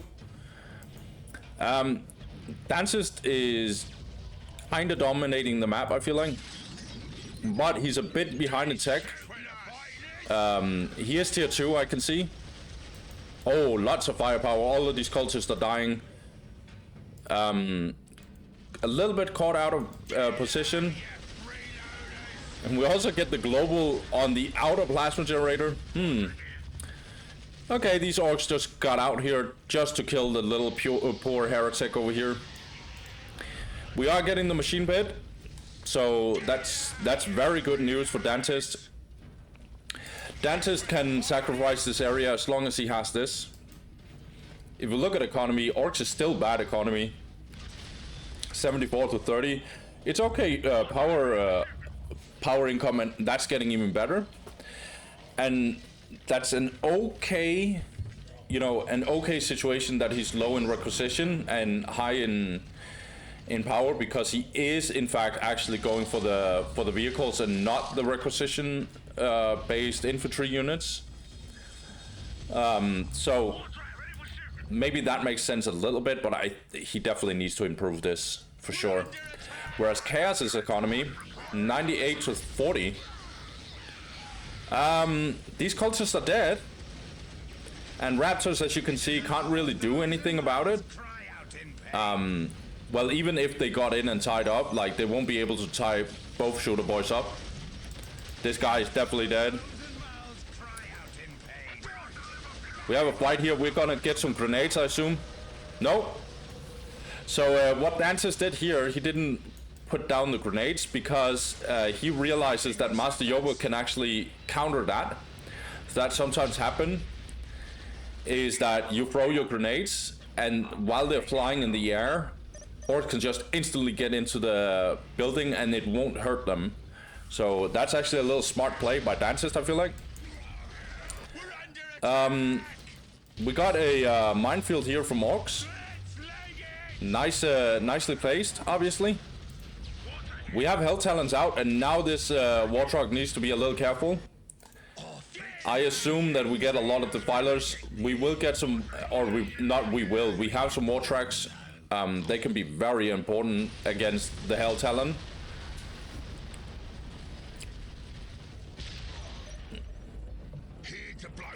This minefield is still doing some work, but I think Dancist is fine with it. Now belongs to the Orks.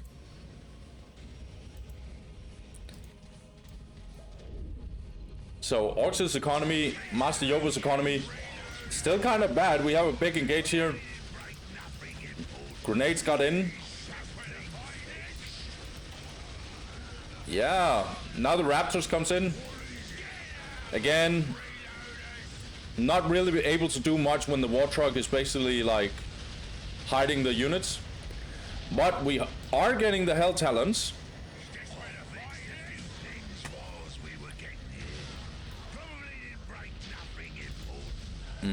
Again, these Hell Talons could do something around, you know, here. Maybe actually get all the way back and then attack this side.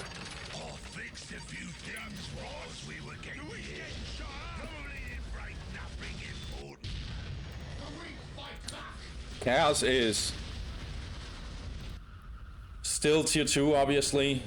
Could go for some defilers, but he chose to go into getting Hell Talons, which are really good against the vehicles that Master Yoba is going for. But I really think that these Hell Talons could do something like really get behind here, or maybe over here. But he wants to fight straight up Master Yoba. He's also not like Scouty, fighting on several sides. Again, they're basically just trading relics. I heard a heretic die. I have no idea where or how. And these Gretchens are still here. I didn't even notice.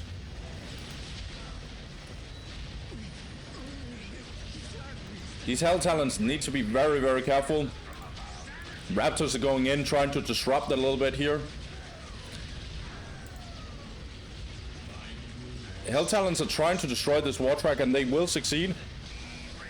No, they won't. That's bad, because the price that the Hell Talon is paying is really bad. But Chaos's infantry army is really powerful right now. They have a lot of heavy bolters and firepower in general. These Knob squads try to go in. Looks a little messy. Yeah, Big Meg and Knobs got absolutely wiped, actually. Warthog is also getting absolutely destroyed.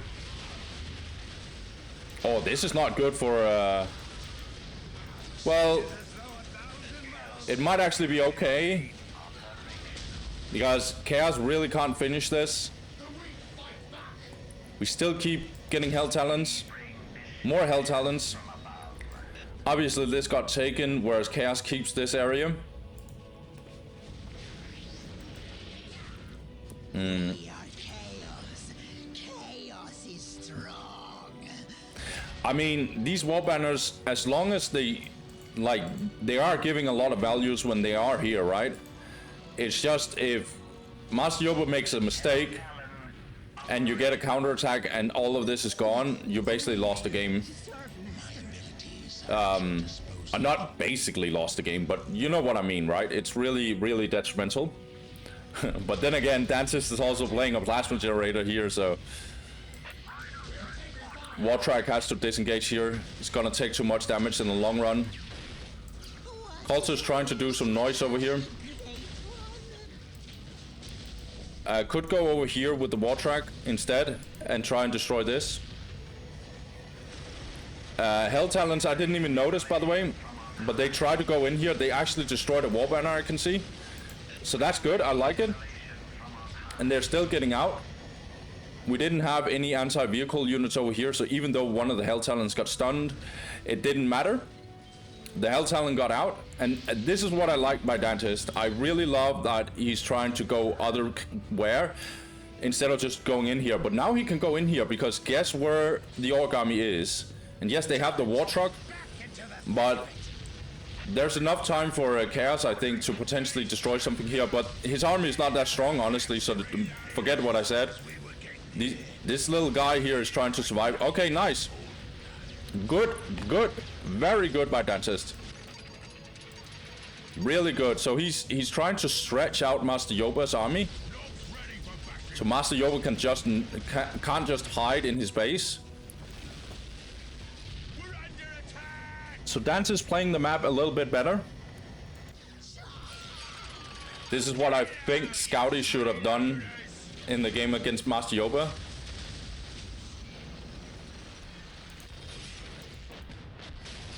Cultists going in here trying to decap.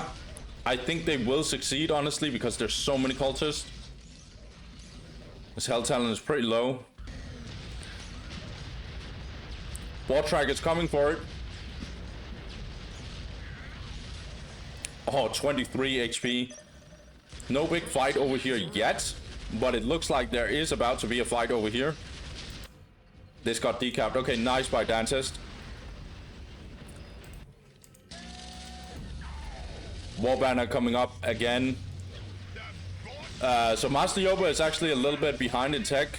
He doesn't have 50 population cap. Good stun though on this Rhino. Doesn't look the best. Dantist needs to get out of here, and he does. Here to relieve you. A fresh crop of victims. Tank Busters in melee versus Cultist.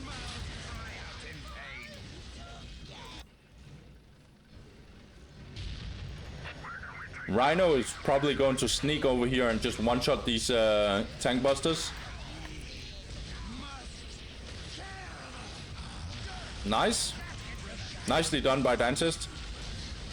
He won't get the full wipe, but it's getting close. The Rhino is going down though. Hell Talon is coming in with 23 HP. Let's see. Let's see what it can do. Master Yoba doesn't realize. Okay, we actually had the sacrificial circle. I didn't talk about that, but we had it over here. That's also a very risky replacement, honestly. But we have another one over here. That's fine. Oh, wow, I didn't even talk about it. So Dantist is tier 3. This is really, really bad news for Master Yoba. He is approaching tier 3. But honestly, yeah. I'm not sure if we looks like they will hit tier 3 very separately. So Dantist actually got tier 3 earlier, so that's not good news for Yoba. These cultists are in trouble.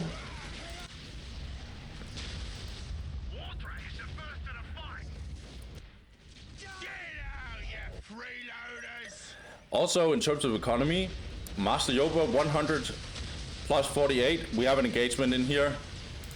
Whereas Dantist, he's 81 to 59. So that's at least like an upside for Yoba.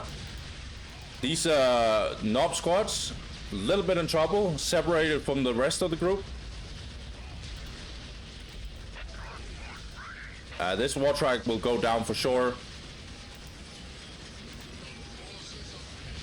Master Yoba not really controlling it. However, he is using his war tracks over here to destroy something here, which is really annoying for Dantist.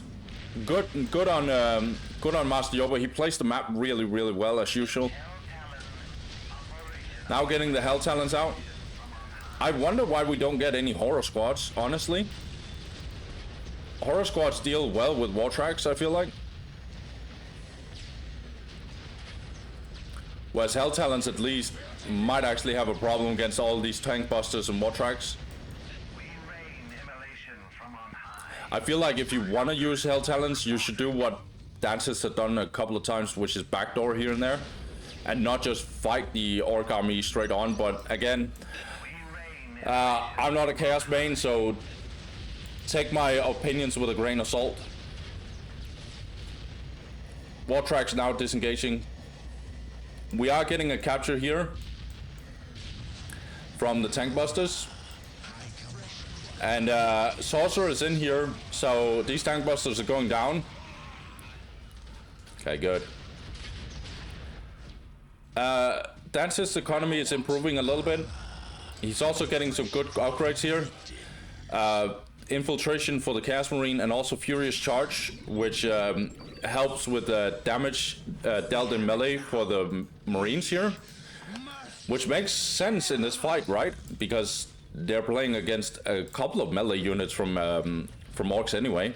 But it's a good upgrade anyway. Obliterator's now coming out. Where's Master Yoba at in terms of tech and stuff? So he's pretty good. He is tier 3. No real signs of tier 4 though. But that's fine. So right now, Master Yoba looking pretty good actually.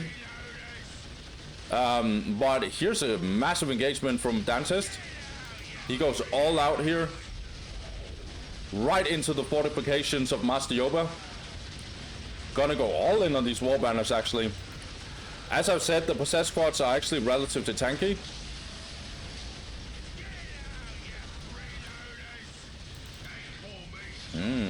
I like this from Dantist actually. This possessed squad needs to get out. Yeah, Obliterators needs to disengage. The Killer Can will absolutely slaughter it. Meanwhile, the War Tracks are back up here. Definitely doing some annoying stuff.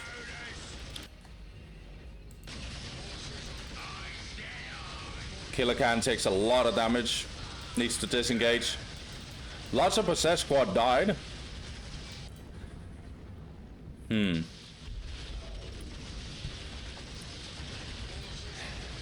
From what I've seen Orcs do on this map, they like to really hide in their base in general and then get tier 4. Or approach tier 4, I should say.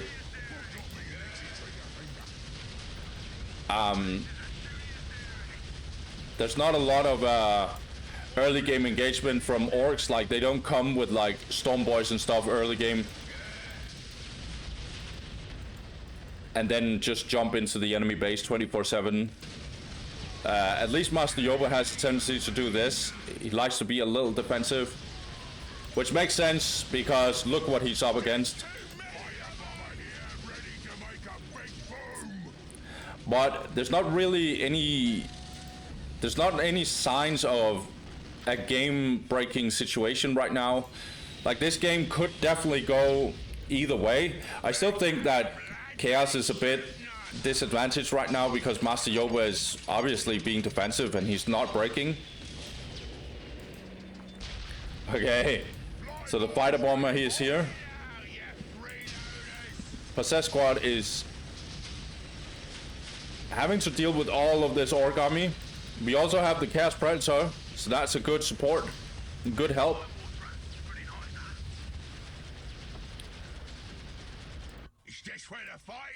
Both players just make sure that every single time they lose a relic, when at least they trade on the other side and get their relic.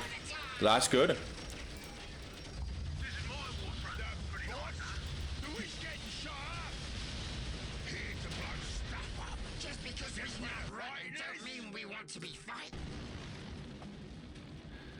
So, not the biggest things happening. We do get the Demon Prince.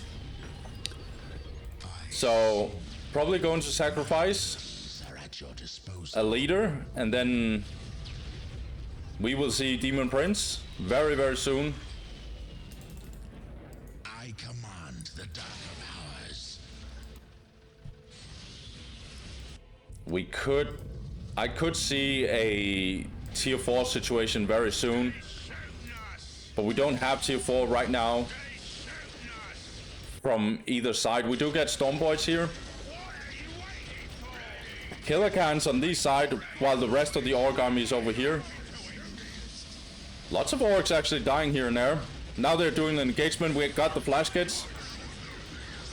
Orcs needs to disengage.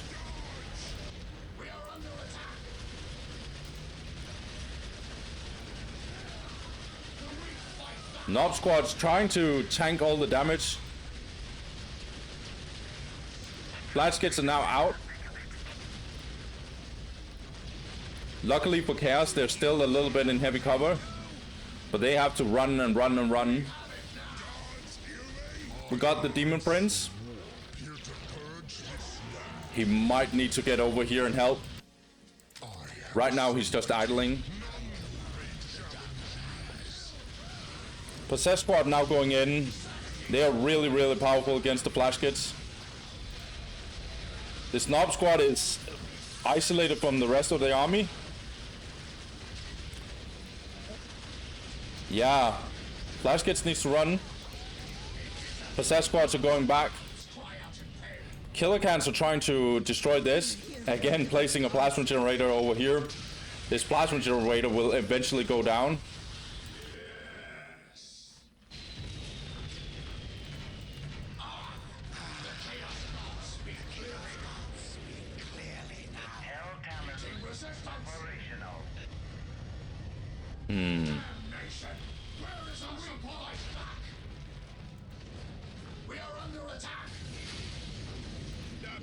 Master Yoba's economy, yeah, it's not so good.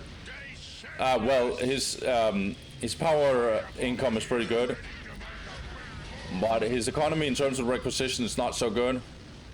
That's because he lost pretty much the whole map. Yeah, he lost the whole map, and now he's stuck on 4 points, which is okay for the short run.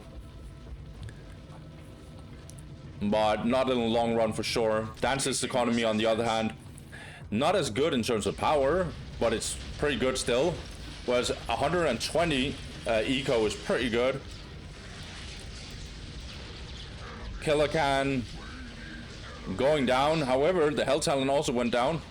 And these Obliterators are not winning in melee.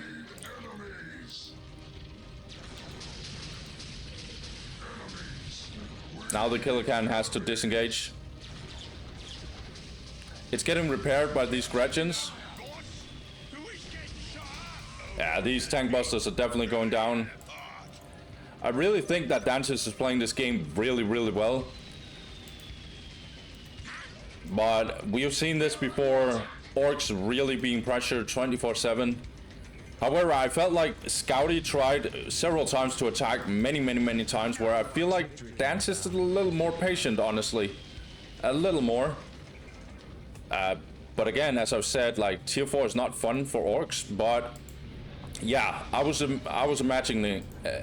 imagine this. So we're getting tier 4 from Chaos. And tier 4 Chaos is probably better than Orcs'. It's definitely better, especially when we get the relics. This is also another thing that you need to keep in mind when we talk about tier 4. Is do you have the relics or don't you? Because if you don't have the relic, well, you don't get relic units. So that's also really important. However, we get the extra vehicle armor right now for Master Yoba. This game is, by the way, already 30 minutes long, and I have a feeling it's getting even longer. So going to be interesting. I think we'll definitely see some tier 4 action. Yeah, now tier 4 coming in for Chaos, and they'll probably get Bloodthirster in not that long. Yeah, Dances is not really. He's just keeping his sides and the relics. And maybe this is actually his strategy. Maybe he's like, I might not win tier 4, but if I get my relic unit and you don't get it, I will win this game. So really, really patient play by Master. Oh, sorry, Dances. Well, definitely by Master.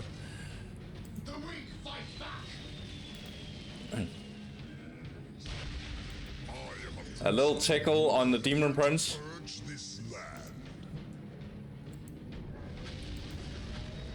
I would assume that we could get a Bloodthirster very soon.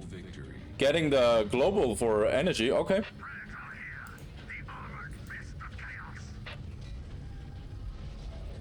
Right now, not a lot of things happening. But again, as I've talked about, Dancis can be very, very comfortable with the fact that he has access to relic units and Master Yoba doesn't. Yeah, we get the more Slugger upgrade.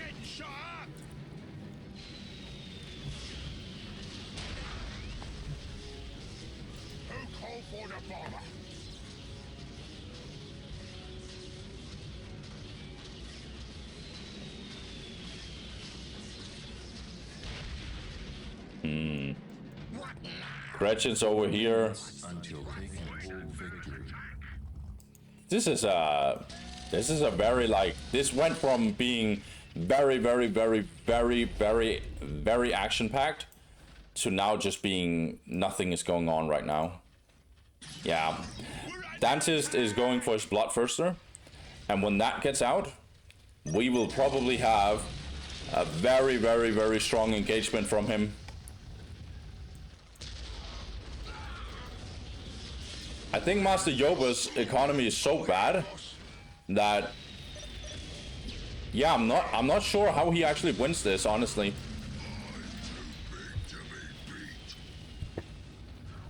I think Dantis just played the map really well. Made sure that even though he was definitely losing something over here, that he kept on making sure that, yeah, as long as I get my map and I win the matches and the fights against you, you're gonna have to come to me. And look, he's defending them. He has mines over here, or I can tell you he has mines over here. Wobos is trying to get out, but he's not making it. We get a lot of Slugger Boys here, but he also has turret here. He has mines over here, so he's making sure that the relics are secured, and we are getting the Bloodthirster. That's for sure. Gonna be interesting to see who he converts. Okay, engagement from Master Yoba here.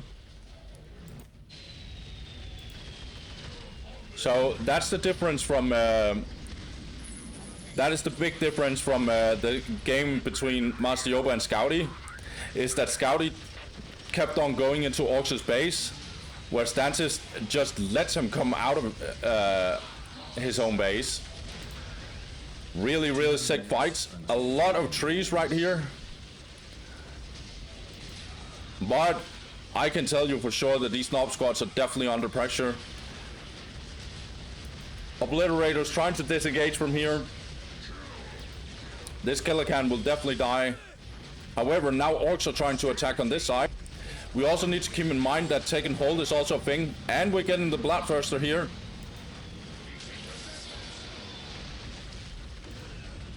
Yeah, sick animation.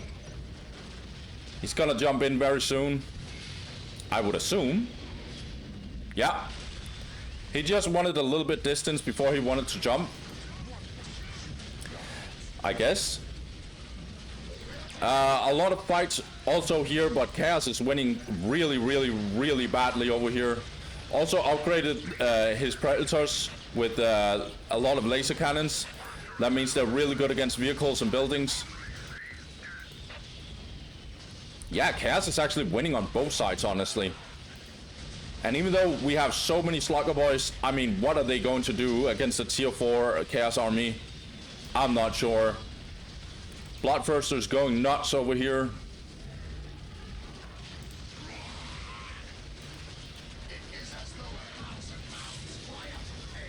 Oh.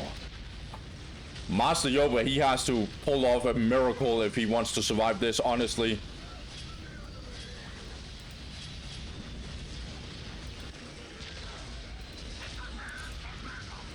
So much firepower from Chaos. These looter tanks will be in trouble. However, these Predators are also taking a lot of damage. Looter tanks are so tanky and so powerful in general. This, the boy's heart is definitely gone. Oh, will we see a bomb from Mad Dog? Yeah, Dancis realizes, so he disengages. He's not having any of it. Hey, Bloodthirster actually went down. And... oh my god, oh my god. I couldn't see it because of the tree, but I saw the explosion. So, Orks survived this area here. That was sick, really sick defense. However, what about this side? Well, the damage has been applied. Orcs' economy must be terrible. It is. 53 to 52. Dance is really playing out of his mind. I really think that the way he's playing is so freaking amazing. His economy is way better. 124 to 65. Master Yoba really can't get out of his base without getting absolutely demolished. And we are just waiting for another wave of relic units. Or just one relic unit, which is Bloodthirster. We might also get a prince again. I don't know how, in any way, shape, or form, Master Yoba can get out of this. Dantis is playing really, really patient. He keeps having these two relics. And yeah, Master Yoba needs to get out of his base. So I've said several times that obviously Orcs wins in tier 4, but it doesn't matter if he doesn't have access to his most important tier 4 unit, which is the Squiggoth. Then suddenly the rules change. Master Yoba, I feel like a lot of the pushes he's making feels a little bit desperate. He's just seeing if he can do something. But he probably knows that he's done. Even his, like, you see a lot of his plasma generators and his points, they are glowing either yellow or red. This means that they are very decayed. And it gives him less and less economy with time. And the same applies to, like, Chaos as well. But it doesn't matter because he has so much more. He has so much more than just 4 points. So Master Yoba is slowly losing this game. Really well played by Dantis.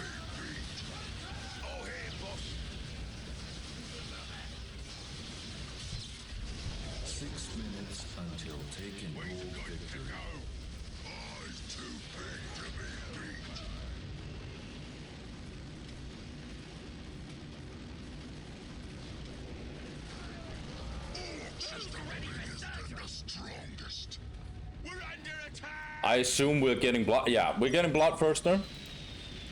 And when Bloodthirster gets out, I really don't think Orcs has any way that they can survive this. Chaos is basically winning on both sides of the map. And I honestly think that this game might be a little too long because I think Dances could have probably finished him off earlier. But he's paying a lot of respect to Master Yoba. He knows that this is probably one of the best players to ever do it, to ever play this game. But I will say, if Master Yoba gets back in any way, shape, or form in this game, he will, like, that'll be one of the most ridiculous comebacks I've ever seen in my life. I have seen some really next level stuff, but this is like, this is so tough. Also, we don't even rebuild our The Boy's Heart, and that means we only have this settlement to get a bunch of Slugger Boys out. Yeah, not the best situation for Master Yoba.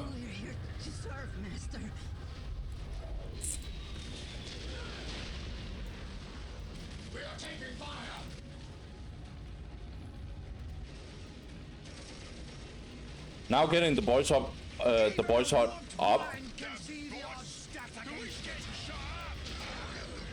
Dantis is really extending this game, it feels like.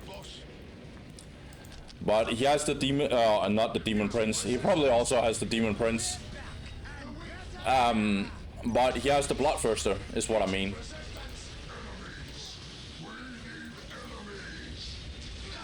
So I'm just waiting for him to make an engagement here.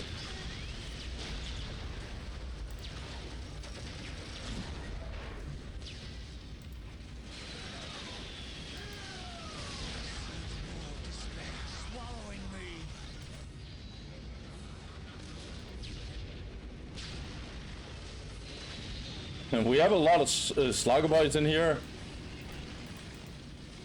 They're all gaining out here. See if they can do just a little bit, but they're probably just gonna get murdered.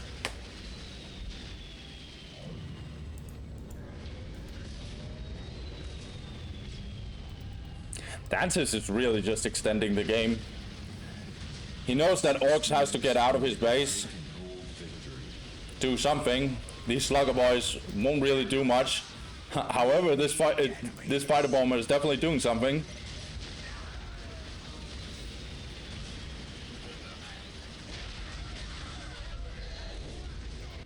Yeah, we also have the Bloodthirster now. Dancis, he knows that, okay, Master Yobo, he went all the way over here. I'm gonna go in here. Absolutely one-shotting this listing post pretty much. Now jumping over here, probably destroying this one.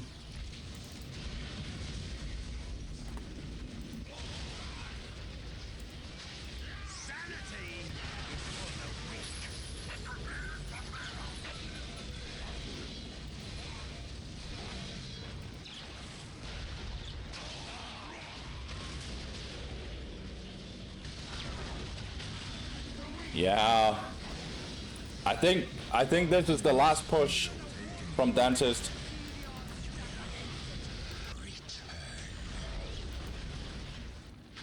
All I'm waiting for is just Dentist to finish this game.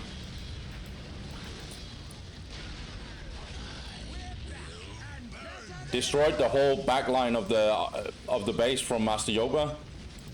Now trying to go for this one. Slugger Boys are just going out. They're getting out, just dying 24/7. No way they can survive this. We are under attack.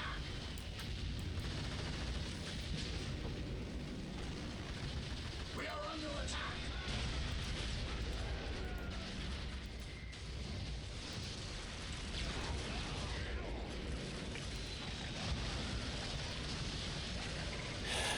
Actually, like, thinking about it, I'm actually really respectful of, like, Master Yoba never actually giving up. This is also a classic thing. It's very rare that you see Master Yoba give up like this, even though it looks really terrible for him. But I mean, like, in what world is he surviving this? I feel like it's weird that dancers just don't walk up here and just try and finish the game, honestly. He could honestly just go in. At some point, I'm also thinking, what is he waiting for?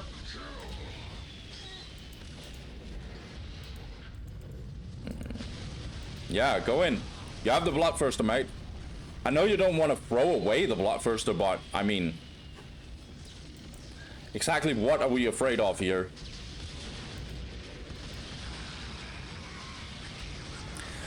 I mean, I don't know if this game actually was a tournament game, so it could be,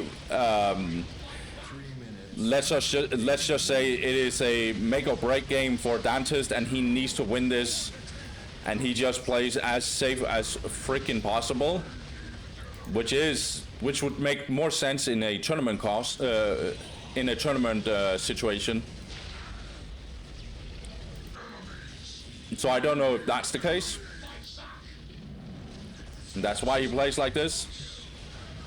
But I think he can take this win, because honestly, he played so well, and now he's just extending the game, honestly.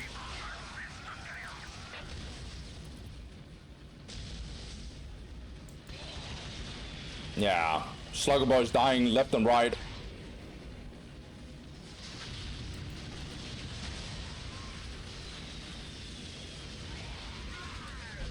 The economy is still terrible for Orks, but honestly, like, he's also investing in free Slugger Boys.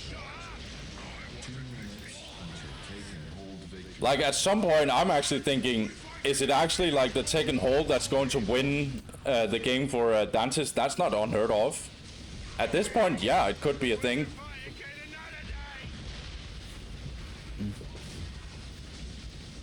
Bloodthirster going in here. Going to do a little bit of a backdoor here on these flash kits. They have to disengage, I think. Lots of Slugger Boys dying here.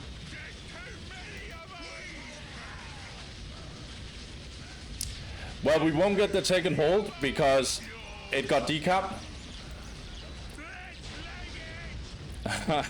Is this going to be an hour-long game? Dante is now trying to destroy this. Orks doesn't even have population for... he doesn't even have population in terms of tier 5. Or tier 5, what am I saying? Tier 2.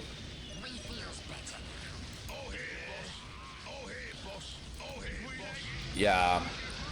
This listening post is getting destroyed again. Come on, Dances. You can do this, man. He's pushing in here now. The voice heart is going down. Master Yoba's economy is so bad that the only thing he can actually buy is Slugger Boys. Now his base is in shambles. He can't even get that big of an army because his population cap is completely destroyed.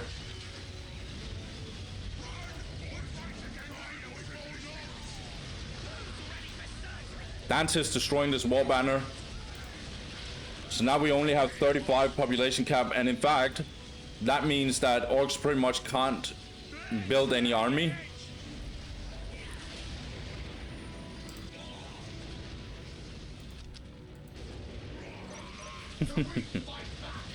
Meeting resistance. Getting another Bloodthirster. But honestly, this game should be over by now. Do you hear the voices too?